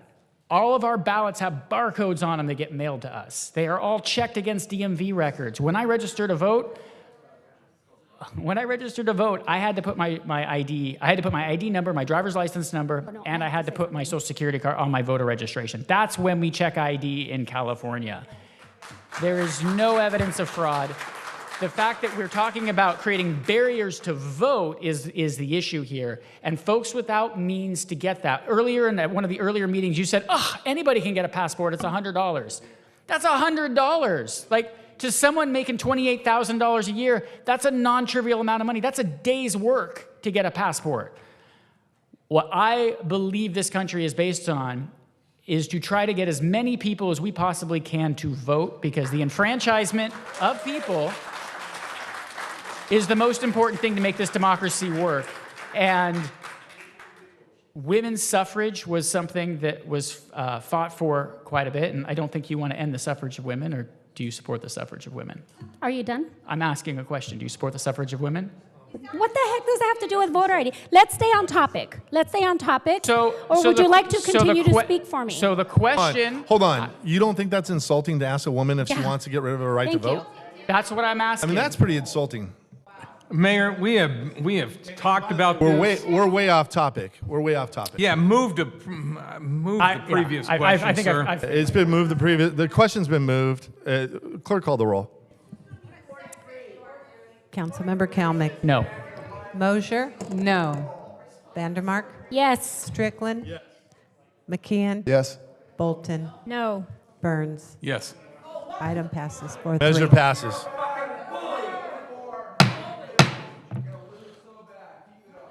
Okay, moving on.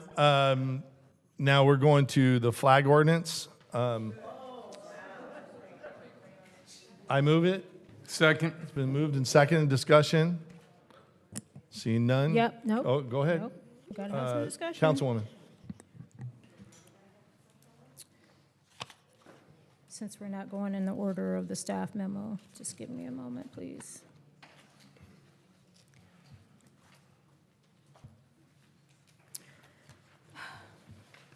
Okay, I think one of the public commenters summarized this very well. The flag situation is currently an ordinance.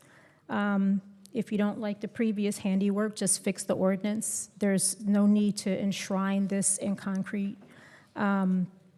We've already had a major event in the city where someone was flying flags that didn't comply with the ordinance. This will just make a mess of the charter. And this is what happens when you try to legislate exclusion. You constantly find yourself having to go back and put stuff in. And I want to say, too, in terms of the process here, I'm noticing how we're trying to speed through this process tonight. The last meeting on the charter amendment situation. And you saw me not vote for the biennial budget, and it's unfortunate that that got caught up in all of this because the CFO supports the budget, and I would like to support the CFO. But everything that is a product of a flawed or illegitimate process, I can't support. especially when the city knows how to do a proper charter amendment process. For me, that's probably worst of all, is that we know how to do this, and we sit up here and talk about public engagement, and oh, we need to make sure that the public is engaged, and we reach out to people and make sure they understand what's going on with the city and stuff like that, and then we turn around and do something like this. The last time we went through this process, it took 8 months, a year. We had citizens involved in drafting the amendments. It wasn't staff rushing around trying to turn stuff out. And then we get this with 24 hours to review it. What about the people who are new to this process? Every week that we've had one of these meetings, we've had new people come in trying to figure out what's going on. They've had only 24 hours to figure out what the heck is going on. That's unconscionable. So I'm not supporting the flag amendment. You know how I feel about this whole flag business. And the process I regard as illegitimate. Thank you. Okay. Councilman McKeon. Yeah, just real quick on the process. Like I said before, I appreciate everyone's patience. To me, this has been very transparent. It's maximized public engagement. I was on the Charter Review Commission. No one ever showed up to sit in the meetings. The only time people did was when the mobile home park residents came because they wanted to put something on the ballot. This elevates it to the level it deserves. We've allowed the public to speak before and after, and over 4 weeks, we've slowly tweaked here, tweaked there, moved it, voted, straw voted, et cetera, with maximum public engagement, response, all those things. So I push back on that comment about transparency and the process. And then with the flags, to counter what you said and what a resident had said, it says the city shall only fly, not someone that pulls a permit, not a private company, not what you can do in your own home. The city shall only fly. That's a big difference. So the city shall only fly. Thank you. Move the previous question, sir. The question's been moved. Clerk, call the roll. Councilmember Kalmick. Nay. Mosier. Nay. Vandermark. Yes. Strickland. Aye. McKeon. Yes. Bolton. No. Burns. Aye. Item passes 4-3. Okay, that's been moved forward. Next, we're going to Councilwoman Bolton's item on nepotism. Sure. So you may open. So, a more accurate way to describe this idea is prohibiting cronyism. And I will do my best to explain this in the limited amount of time that we've taken to work on these. It's clear to me that folks still don't understand it, and I can understand why that is, because we have not given people enough time to understand any of this stuff. So, cronyism, when you hear the word cronyism, what do you think about? You think about folks getting into office and hiring their sisters and brothers-in-law and kids and all that kind of stuff, and that is what it is. So a definition of cronyism is participating in any employment decision that may be viewed as a conflict of interest, such as one involving a close friend, a business partner, and or professional, political, or commercial relationship that would lead to preferential treatment or compromise the appearance of fairness. This is in the municipal code for Oakland, a city like ours that has an elected city attorney. Oakland has an explicit ban on cronyism. The idea is straightforward, like I said. Currently, none of us city council members can have a family member appointed to any salaried position in the city. We talked last week about whether that was fair. The current charter says that none of us can have family members in a salaried appointed position, and that's where the authors of that provision came out on that question. They decided that the appearance of fairness was the most important thing. So the same rules should be applied to all elected officials in Huntington Beach, not just the city council, and that's what my proposal is designed to fix. The staff points out that this was probably is addressed in Administrative Regulation 411, but some future unscrupulous person could easily come along and change that. So that's what it's about. Thank you. Do I hear a second? Second. It's been moved. It's been seconded. Any discussion? No, I think you just covered it, what staff said. I feel this is robust enough. I understand your perspective and totally appreciate it. I think we're already covered. I don't know if this one should go on the ballot, but that's just my position. I think it's robust enough, and it's already covered, like staff said, in another section. But. All right. It's been moved. It's been seconded. Clerk, call the roll. Councilmember Kalmick? Aye. Mosher? Aye. Vandermark? No. Strickland? Not voting. McKeon? No. Bolton? Abstain. Burns? No. All right, so that is a 2, 2, and 3? No, 2, 3, and 2. No. It fails, right? 2, 3, 1. 2, 3, 1? No. No, you weren't voting, and neither is Councilmember Bolton. Yeah, 2, 3, so 2. we have 2 Okay, abstentions. 2, 3, 2. Thank you. All right. I'd like to go to, I guess it's Kalmick, because we have the cancellation of meetings and then council vacancies. Can we take those up individually and then go to your item? Or you want to present this as a whole? I think they kind of go, I mean, the language from the council vacancies is the same language in Measure L. So I think we probably look at Measure L first. Take yours as a whole? And then see, and then it either moots them or it fails, and then we take those two separately. Okay. Did you take, I'm sorry, I didn't, did you take out the mayor pro tem part? I had talked to staff, so it's. So, thank you. We did take out the language regarding Mayor Pro Tem, and also to note that the language proposed in 312 needs to be updated as well to represent 4 affirmative votes in the vacancies section. So just to make that note. Okay. And then there are a couple other items just to have cleanup. If there's any outlying language that doesn't match, that would be added in potentially to the Measure L language, just if there are any things that we have missed. So I'll move as amended to add in 312 that for 4 votes, and that we continue to keep the mayor pro tem title. With that, I would move the rest of the items. One second. Okay. Clerk, call the roll. Okay, the motion as amended. Councilmember Kalmick? Aye. Mosher? Aye. Vandermark? Yes. Strickland? Yes. McKeon? Yes. Bolton? Abstain. Burns? Yes. 601 with Councilmember Bolton abstaining. Okay. I believe we've gone, Measure C, Councilman McKeon. Yeah, I just want to thank staff and Ashley and everyone for working on this. It's been said many times. It's complicated. It's tough to fix. So I really appreciate you guys working hard to get us to this point. I think there's a lot of good things here. I would support continuing to work on this over the coming months.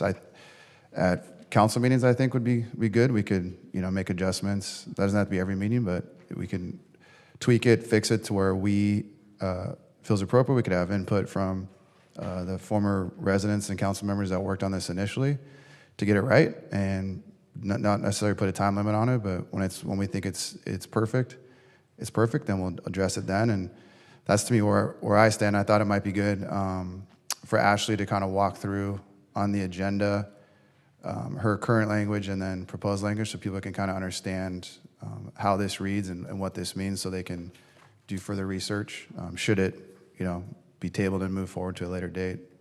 So if you guys, it's on the screen. So Ashley, can you kind of walk through that? Sure. So on the screen, there's a table. On the left side is the current language, and on the right side is the proposed language. If the box is blank, that means that there's no proposed changes. And under the current language column, if there is a blank box on the current language and writing in the proposed language just next to it, then that means that there is not currently any language in Charter C reflecting this. So the first item under proposed language would be the addition of language to state that an exception to the above would include parks owned either by a public utility or school district or leases between the city and a private entity as part of a private-public partnership agreement wherein the city receives a portion of the revenue generated approved by a majority of the city council. So to give some context to this, currently the city has agreements with SoCal Edison, school districts for additional use of their space, which extends parkland for our use and the community's use. And so this would essentially place an exception to under the charter, where above it does say that we cannot sell, lease, exchange, or otherwise transfer or dispose of any parkland. And so this basically provides authority back to the owner of the park. Without this exception, technically the owner of the space would have to go through a Measure C in order to construct anything on their property. So this is providing that exemption. Instead of them having to break the lease with the city, they would be able to construct whatever it is that they would need or want to on their property without having to break any sort of lease with us. Okay. So just so that people understand, so this would be Section A and then subsection 1. So it'd be A1. Correct. So that'd be a whole new Section 1. Correct. And if you guys go down to the next section, it's B, the current language, and then to the right would be the proposed language. So that'd be what would be changed. And so I just think it's important for people to kind of look at this if we decide to move this forward and continue working on it throughout the year. I think this is a good structure. I just wanted you to kind of walk through how it's set up. And then are there any others you want to maybe bring up tonight of note that you'd like to point out? I think of note that the most important areas there, I know that there was a lot of conversation 2 meetings ago about the definition of structures. Yeah. And so what we tried to do in this language was provide reference to explicit definition sources so that it removed as much need for interpretation as possible. So it's very concrete definitions moving forward. And we also feel like this is something where if we wanted to take a multi-pronged approach, there would be an opportunity, should this be approved by the voters or moved forward for consideration, that through an ordinance we could strengthen the parameters of Measure C even further through designation of what are various park spaces. We have 4 categories of parks per our park master plan. And so council could feasibly tighten up these measures. The charter would just give us the upper limits of what staff and council could consider for development in public open spaces. Me personally, I'd like to avoid the ordinance route. I'd like to, at some point, if we can tighten up Measure C, just have that be the document, because ordinances obviously can change, et cetera. So that's just me personally, but I'll leave it up to you guys for the floor. But I think there's a lot here, and like Councilman Mosier had mentioned last time, we can, I believe, just keep working on this throughout the year at future council meetings and have input from the community and former authors come up and really try to get this right, and not really set a time clock on it necessarily, but just with the goal of what we feel and the community feels is the right way to fix it with staff, and at that point address it. Thank you, Councilmember McKeon. Is that okay if I go? Yeah. Thank you.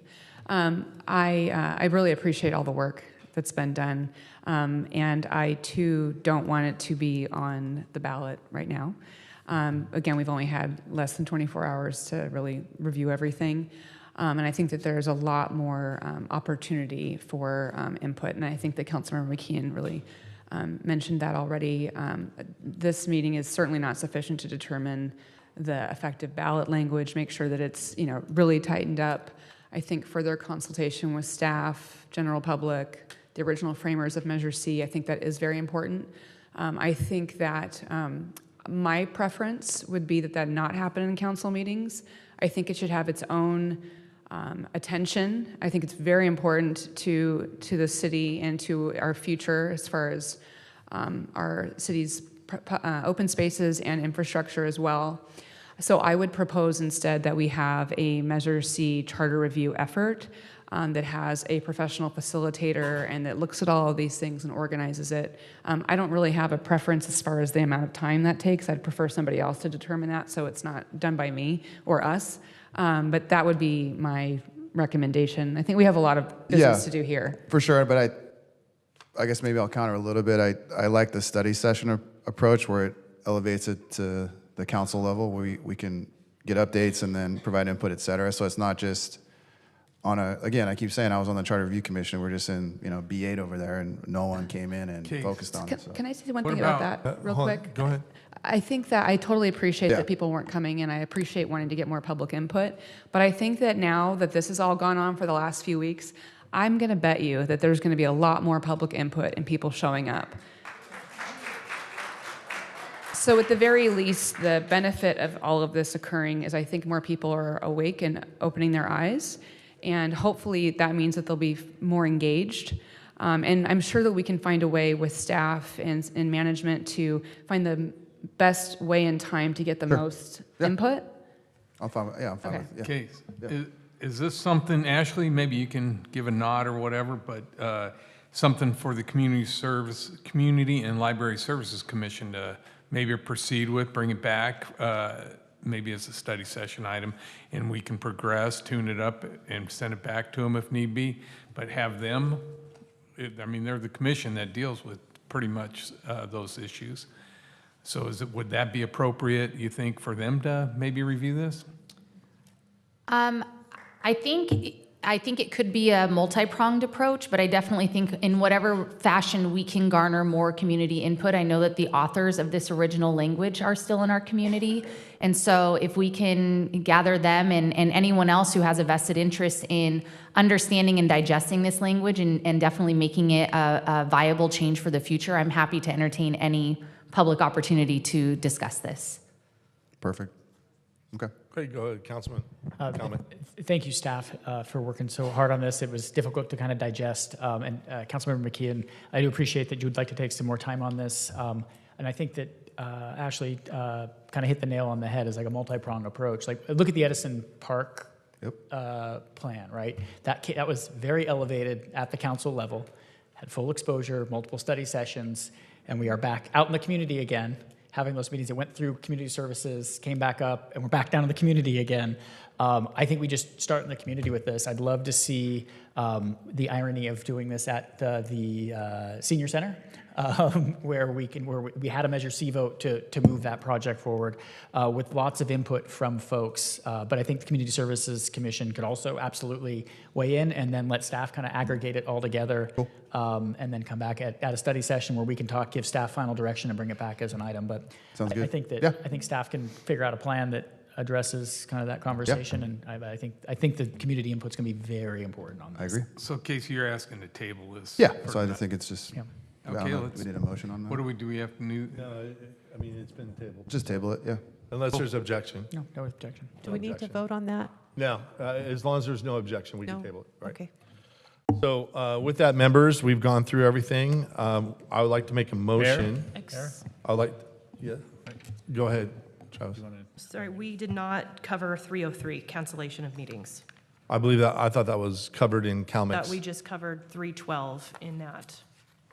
303 is in the Measure L. Right, but there's some language in 303, the proposed language, that doesn't match in Measure L, so we just want to make sure that's noticed. I think that's a good point. In Measure L, there was no language that said in the event the City Council shall have one meeting each month, and that's not in Measure L, and it makes sense to add that in at this point. That's fine.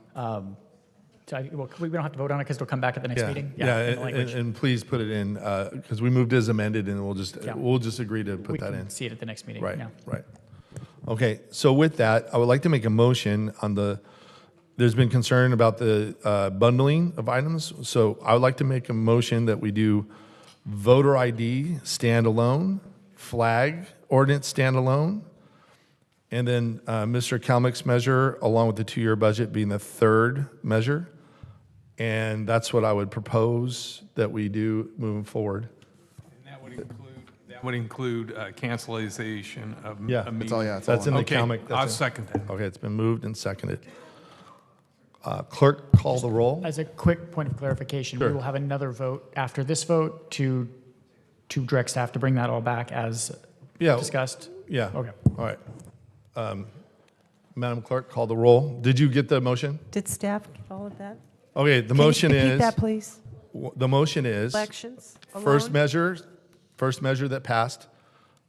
First measure, voter ID, stands alone. The flag ordinance stands alone. The Measure L, CalMix, going from 300, 303, 304, 311, 312, 400, 601, 604, 801, 804, 312 be bundled with the 2-year budget for the third measure. So those are the 3 measures that have been moved and seconded. The elections does include the ballot boxes, Right. correct? Right, correct. All right, so then you're saying a total of 3. Total of 3. It's been moved, it's been seconded. Any question? No? Please Staff? call the roll. All right. Councilmember Kalmick. Aye.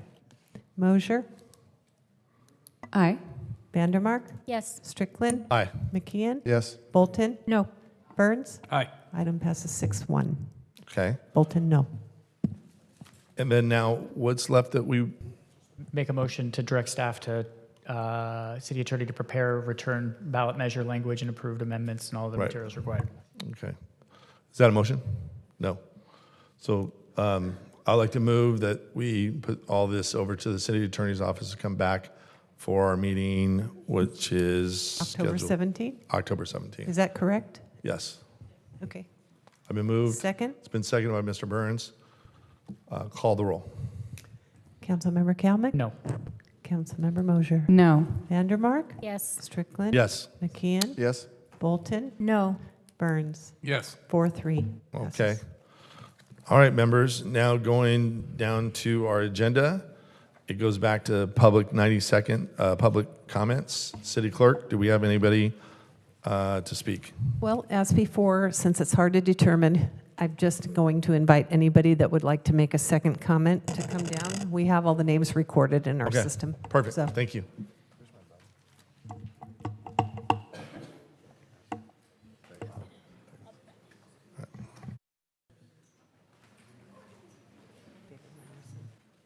You Thank asked you. for public comment, and you got it. 95% opposed, 5% in favor, and you ignored it. That is not representative government. That is not democracy. You disgust me, and you are a bully, Tony. You are an out-and-out bully. You don't listen. You had a predetermined agenda. You had a predetermined outcome, and this was just a sham. For being here. Next speaker. My name again is Tim Geddes, 40-year resident and voter in the last 10 local elections. Again, I was an OCROV poll worker in the last election. I was well-trained and well-supervised. There were no problems at my location, less than 5 miles from my house. No problems anywhere to my knowledge. While I am disgusted with the actions of the council majority in this process, I am more disgusted with the actions of the city attorney. City attorneys are supposed to protect their city councils from the consequences of their actions. Our city attorney has not only not done this, but has placed our city in legal jeopardy and will wind up bankrupting us in the process. Shame on him. We deserve better. Thank you. Next speaker. Thanks for being here. First, I want to thank Councilwoman Bolton for her principled position on this matter. I know that you had an item that you would like to propose, and you abstained from that as well. So I recognize that position, and I thank you for your clarity on that item. Second, I want to speak again directly to Councilmember McKeon. I hope it's been clear to you that people have been very clear regarding the flag item. This is nothing more than a blatant pride flag ban, and I'm sad to have our council, represented by people who don't recognize that, who can't listen to the community when they say, hey, this is an important item that affects our community members. And I really would hate for, homophobia in HB to be associated with your name, but now it is. Thank you. Next speaker. Thanks for being here. Thank you, Cindy, resident.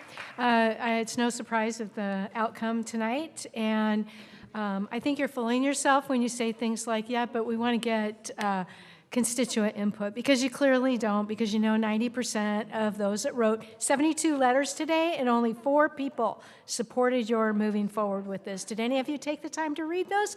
Because I did.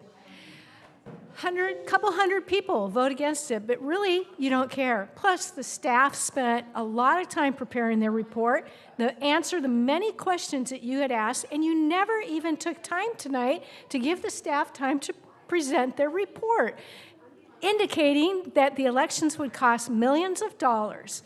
So it's right there. You ask the information. Also, I'd really appreciate it if you could learn, say, Robert's Rules of Order. When somebody calls a question that requires a vote, you need to vote on that. When you have a first and a second, you need to ask your co-members for discussion, not just plow through, because we all know that you can't wait to text your friend Donald Trump to let him know that despite the vast majority of people that didn't want this, you plowed it through. Thank you. Thank you. Next speaker, thanks for being here. So I guess I appreciated Gracie, as always, showing where her true priorities are. I appreciated the PragerU presenter, Ami Horowitz. He's a satirist, by the way. He is a self-proclaimed satirist. That was satire. But clearly, since anecdotal evidence seems to have some impact on the four of you, I'll share my experience with getting an ID and how difficult that is. Because I changed my name, right? Just the process of changing my name cost me $450 just for the fees, right? I had to wait several months for the court to process that, not to mention actually going to an attorney to make sure I had the papers filed correctly. And then once I got the court approval on my name change, I then had to take additional time off work to go and get my Social Security card updated, which thankfully is free, thanks for that, to the state, not to you guys. And then I had to go get my driver's license, and an ID, which cost me an additional $70, not to mention the time off of work. So all of that together cost me over $1,000 in terms of fees and lost income. That and months of time. That is not a simple process. This is the kind of stuff that we're talking about. And I'm a white guy. I'm not out here saying that it's only black people who can't get their votes. So the idea that this is somehow a race issue is insane to me. But, there's that. Thank you. Thank you. Next speaker. Thank you. Mary Kyle. I oppose the flag amendment to the city charter, which you've already voted on. At the city council meeting on September 28th, 2023, Councilmember Burns stated that the amendment was to include the display of flags at Huntington Beach libraries, such as special events like the National Hispanic Heritage Month. So I have questions. If I were to walk into a HB library wearing a t-shirt displaying the Scottish flag, mine heritage, is that allowed under the charter? Could I wear a lapel pin? Could HB employees or volunteers do the same? Can I drive my car onto city property if it had an actual Scottish flag attached to it? Can HB libraries display books if they have the Scottish flag on the cover? And so on and so on and so forth. And when does all of this banning of displayed flags start to infringe on First Amendment rights? If this seems trivial or foolish, imagine that instead of the Scottish flag, I'd really said the pride flag. What would you enforce then? When you try to take away the rights of one group, you ended up taking them away from everybody. City council member claims to oppose identity politics. The flag amendment is identity politics. It's just an identity that Councilmember Burns, McCleon, Strickland, and Vandermark support. That's MAGA politics. And you can't claim to be a patriot and love America 10 seconds. when you hate so much of it. Thank you. Next speaker. Thanks for being here. I'm an HB voter and resident since 1985, and quite frankly, this entire process has been flawed from the beginning. Managing our tax dollars wisely and providing city services that benefit the majority of our residents should be the #1 priority of our city council. No one has demonstrated to me and to most of us that these proposed charter amendments are necessary. They do not manage our tax dollars well. They do not provide a city service that benefits the majority of our residents.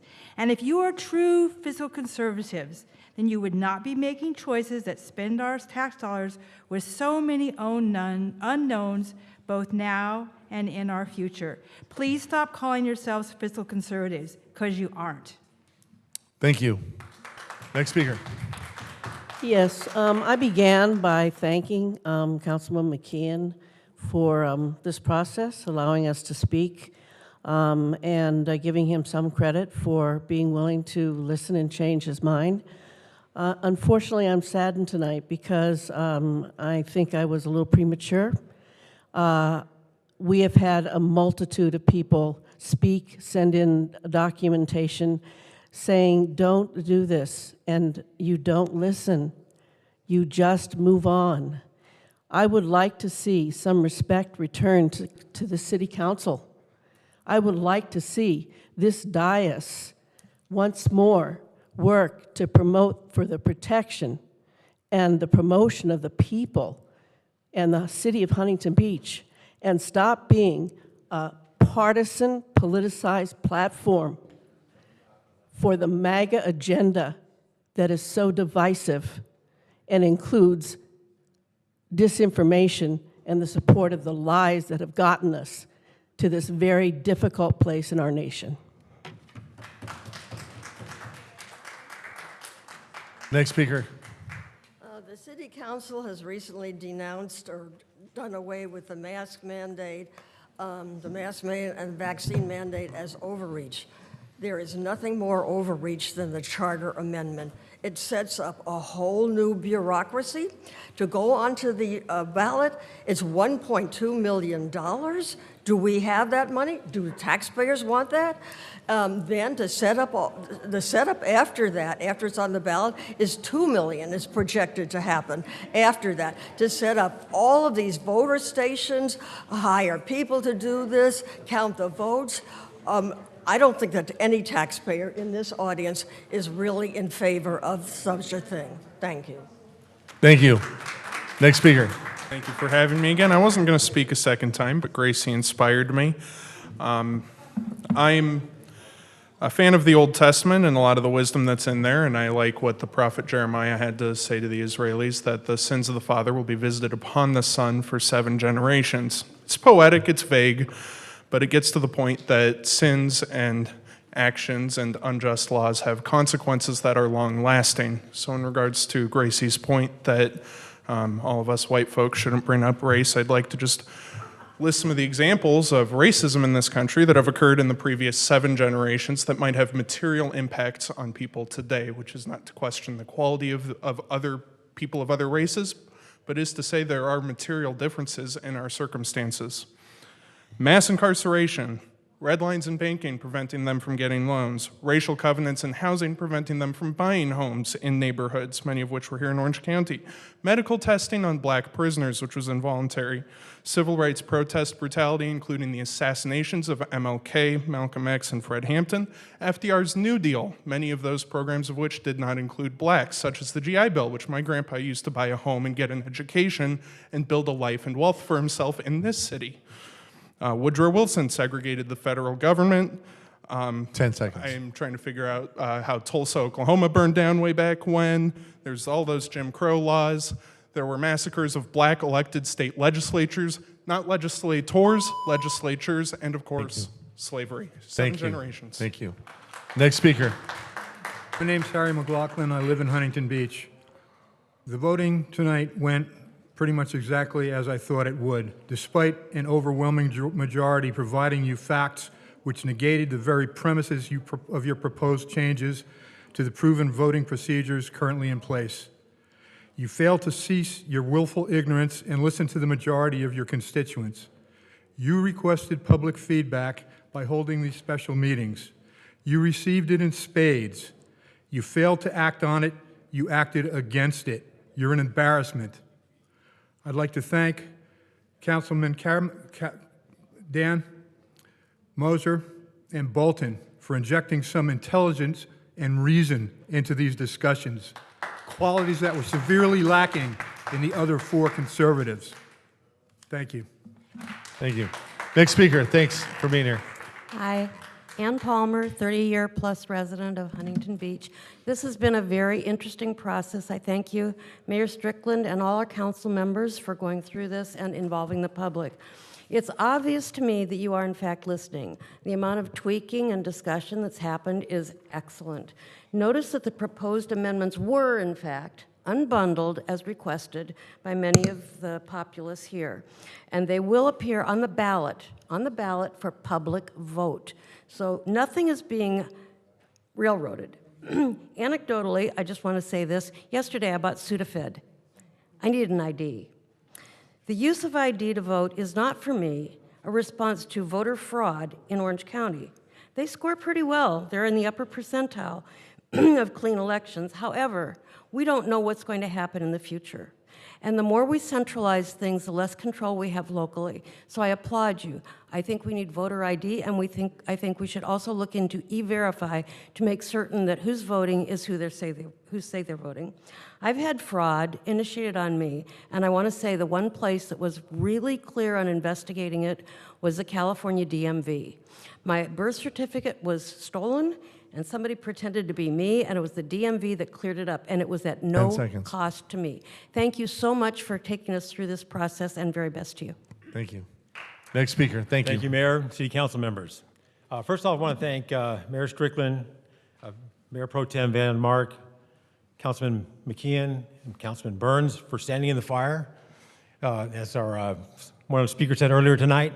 But more importantly, there's a speaker before us, like three before me, that was talking about racism in the United States, and he described the Democratic Party perfectly. 1860, there's 4 million slaves in the United States, 98% owned by the Democrats in the South. In 1863, Lincoln started the Emancipation Proclamation, free the slaves. 1867, a Democrat, Nathan Bedford Forrest, started the KKK, not a Republican, a Democrat. The Jim Crow law started in the 1860s and went to the 1960s by the Democrats in the South, not Republicans. Jim, when he mentioned Woodrow Wilson, Woodrow Wilson had the Birth of a Nation played in the White House. That wasn't a Republican, that was a Democrat. And when the Japanese Americans were put in camps in May of 1942, that was by FDR, and he was a Democrat, not a Republican. And the civil rights laws did not go into effect in the 1960s. It was not until the Nixon administration they actually went through. But if you look in the United States to this day, every city that we have a huge murder problem, there's probably 10 the top seconds, 20 10 seconds. are all democratically run cities, not Republicans. Next speaker. Thank you. Hello, my name is Kenny Noe. I may not be the last speaker, but I certainly want you to listen to what I have to say. It's been stipulated or estimated that the decision to put the voter ID on the ballot will cost the city upwards of over $5 million. I asked all of you if you would spend your personal money to pursue a project or buy something that you did not need, and nobody raised their hand. So as a resident of this city, I respectfully ask you to ask yourself, why are you willing to spend our money for something that's clearly not needed? Thank you. Well, Mayor Strickland, City Council members, thank you. A couple of things just to mention, how disappointed I am by this charade, and that it really has awoken most of us to what is happening here. And I do appreciate the analogy of the camel's nose under the tent, that the voter ID issue, it's ridiculous. When we register to vote, which I did, I don't know what year it was, who knows, but it's been tracked and compared to my driver's license. My signature is compared to, on the ballot, to what I originally signed up for. It's a waste of so much good. And with that, the flag is absolutely a beacon, a sign of freedom, liberty, justice for all, and it's a big, ambitious, aspirational image. And it's something that we all aspire to live by. And it can encompass many, many other ideas and groups. And I'm really, really disappointed. We've failed in our civics education, although I've learned quite a bit. Thank you. Thank you. Next speaker. Yes, Laura Sire. Excuse me. I just wanted to come back and say that we all know that this voter ID, and we keep trying to talk, it's like so weird because it's like this big discussion, and it's very clear that it's voter suppression. It's going on all over the country similarly, unfortunately, and I'm really sad that my city is part of this, because when it comes down to it, you'd go into all the details, but it is definitely making it harder for people to vote. And the people who probably work the hardest and have the toughest time, and they need to be able to vote. So I wish the four would stop voting as a block group think and think for themselves, but just seems like we're stuck. Sure. Next speaker, thank you for being here. Guys, I told you this before. An ink, you put your finger in there, you're inked, that means you voted. Lots of countries do it. There's nothing else you have to worry about. Seriously, ever since that we started doing electronic voting, every single election, we're always talking about the voting machines, we're talking about the voting and how to do it. If we went back to regular paper, I bet you it's a lot cheaper. We always have the evidence. That's it. Seriously, or at least just the ink and the finger. Lots of countries do it, and it works really well. And you can't wash that ink off for at least 2 days. Thank you. Thank you. Next speaker, thank you. I wasn't going to speak tonight, but I've never been so sad at looking at a group that I've always had the greatest confidence in, and that was our city council. I was a Democrat serving with all Republicans, but every one of us knew that we were a nonpartisan group, and it never was shown that any of us took our political beliefs in making this city a better place. You know that you should have started off with a citizens committee, and we would have not reached this point of divisiveness in this community that you have produced. You've also threatened the economy of this city.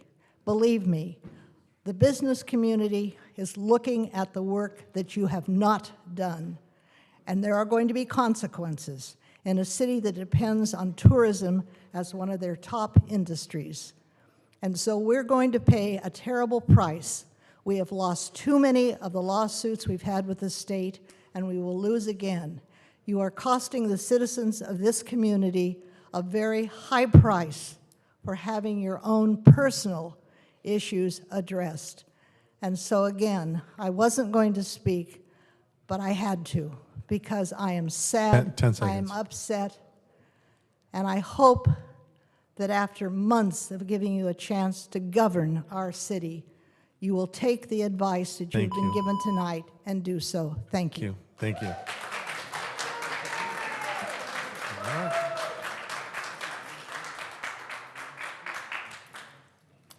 Thank you. I think I'm the last one. I wanted to talk more about all the things, all the costs, so I'm just gonna say, who's gonna pay for all of this voting infrastructure? We are. We the people, we the taxpayer, we are gonna pay. And Tony, this is not a game. This is not a game. This is foolish for you to open us up to all of these expenses and potential litigation. You're playing with our lives in our city. You're using this as a stepping stone to further political aspirations. That's what this is. You want to check this box. You want to be able to say, I brought voter ID to Huntington Beach, and use that in campaign stuff and rallies and whatever stuff. That's all this is. This is just a stepping stone, and you're using us. 10 seconds. All right, thank you. Next speaker. Valentina Bankhead. On that note, $400 million on a JPA, and you guys are crying about this. I agree to changes. Oh, I just lost my thing. I agree to changes that will benefit all residents of Huntington Beach. The minor wording to make the charter more feasible enhances aspects of the voting process stronger with availability. 20 more accessible ADA-approved voting places. Stop trying to disregard handicapped and elderly that want to vote in person. Don't be lazy, people. Update your IDs with your true address. It's not hard. voter ID, and maybe City Council can do something with E-Verify too. Respectively, we need to enhance the charter wording, adding in the elected officials that we the people have elected and place them on dais, except Bolton. Stop the weaponization of our elected officials' seats. Stop the madness. Let's change the charter. It only gets on the ballot for voters to support or oppose. I love our city flags that are for all people, not a specific group. We are a very patriotic and proud city where everyone is welcome. Our American flag, city flag, county flag, military flags, and the Olympic specialty flag, if we get it here, welcoming all people from all countries. These are charter amendments changes that are truly needed. It hasn't been updated since 2013. I support Pro Tem Mayor Gracie Vandermark, Pat Burns, and our sweet Mayor Tony Strickland. God bless you guys for having conviction. All right, thank you. I move that we adjourn the meeting. It's been seconded by Mr. Burns. We're adjourned. The next regularly scheduled meeting of the Huntington Beach City Council Public Finance Authority is Tuesday, October 17th, 2023.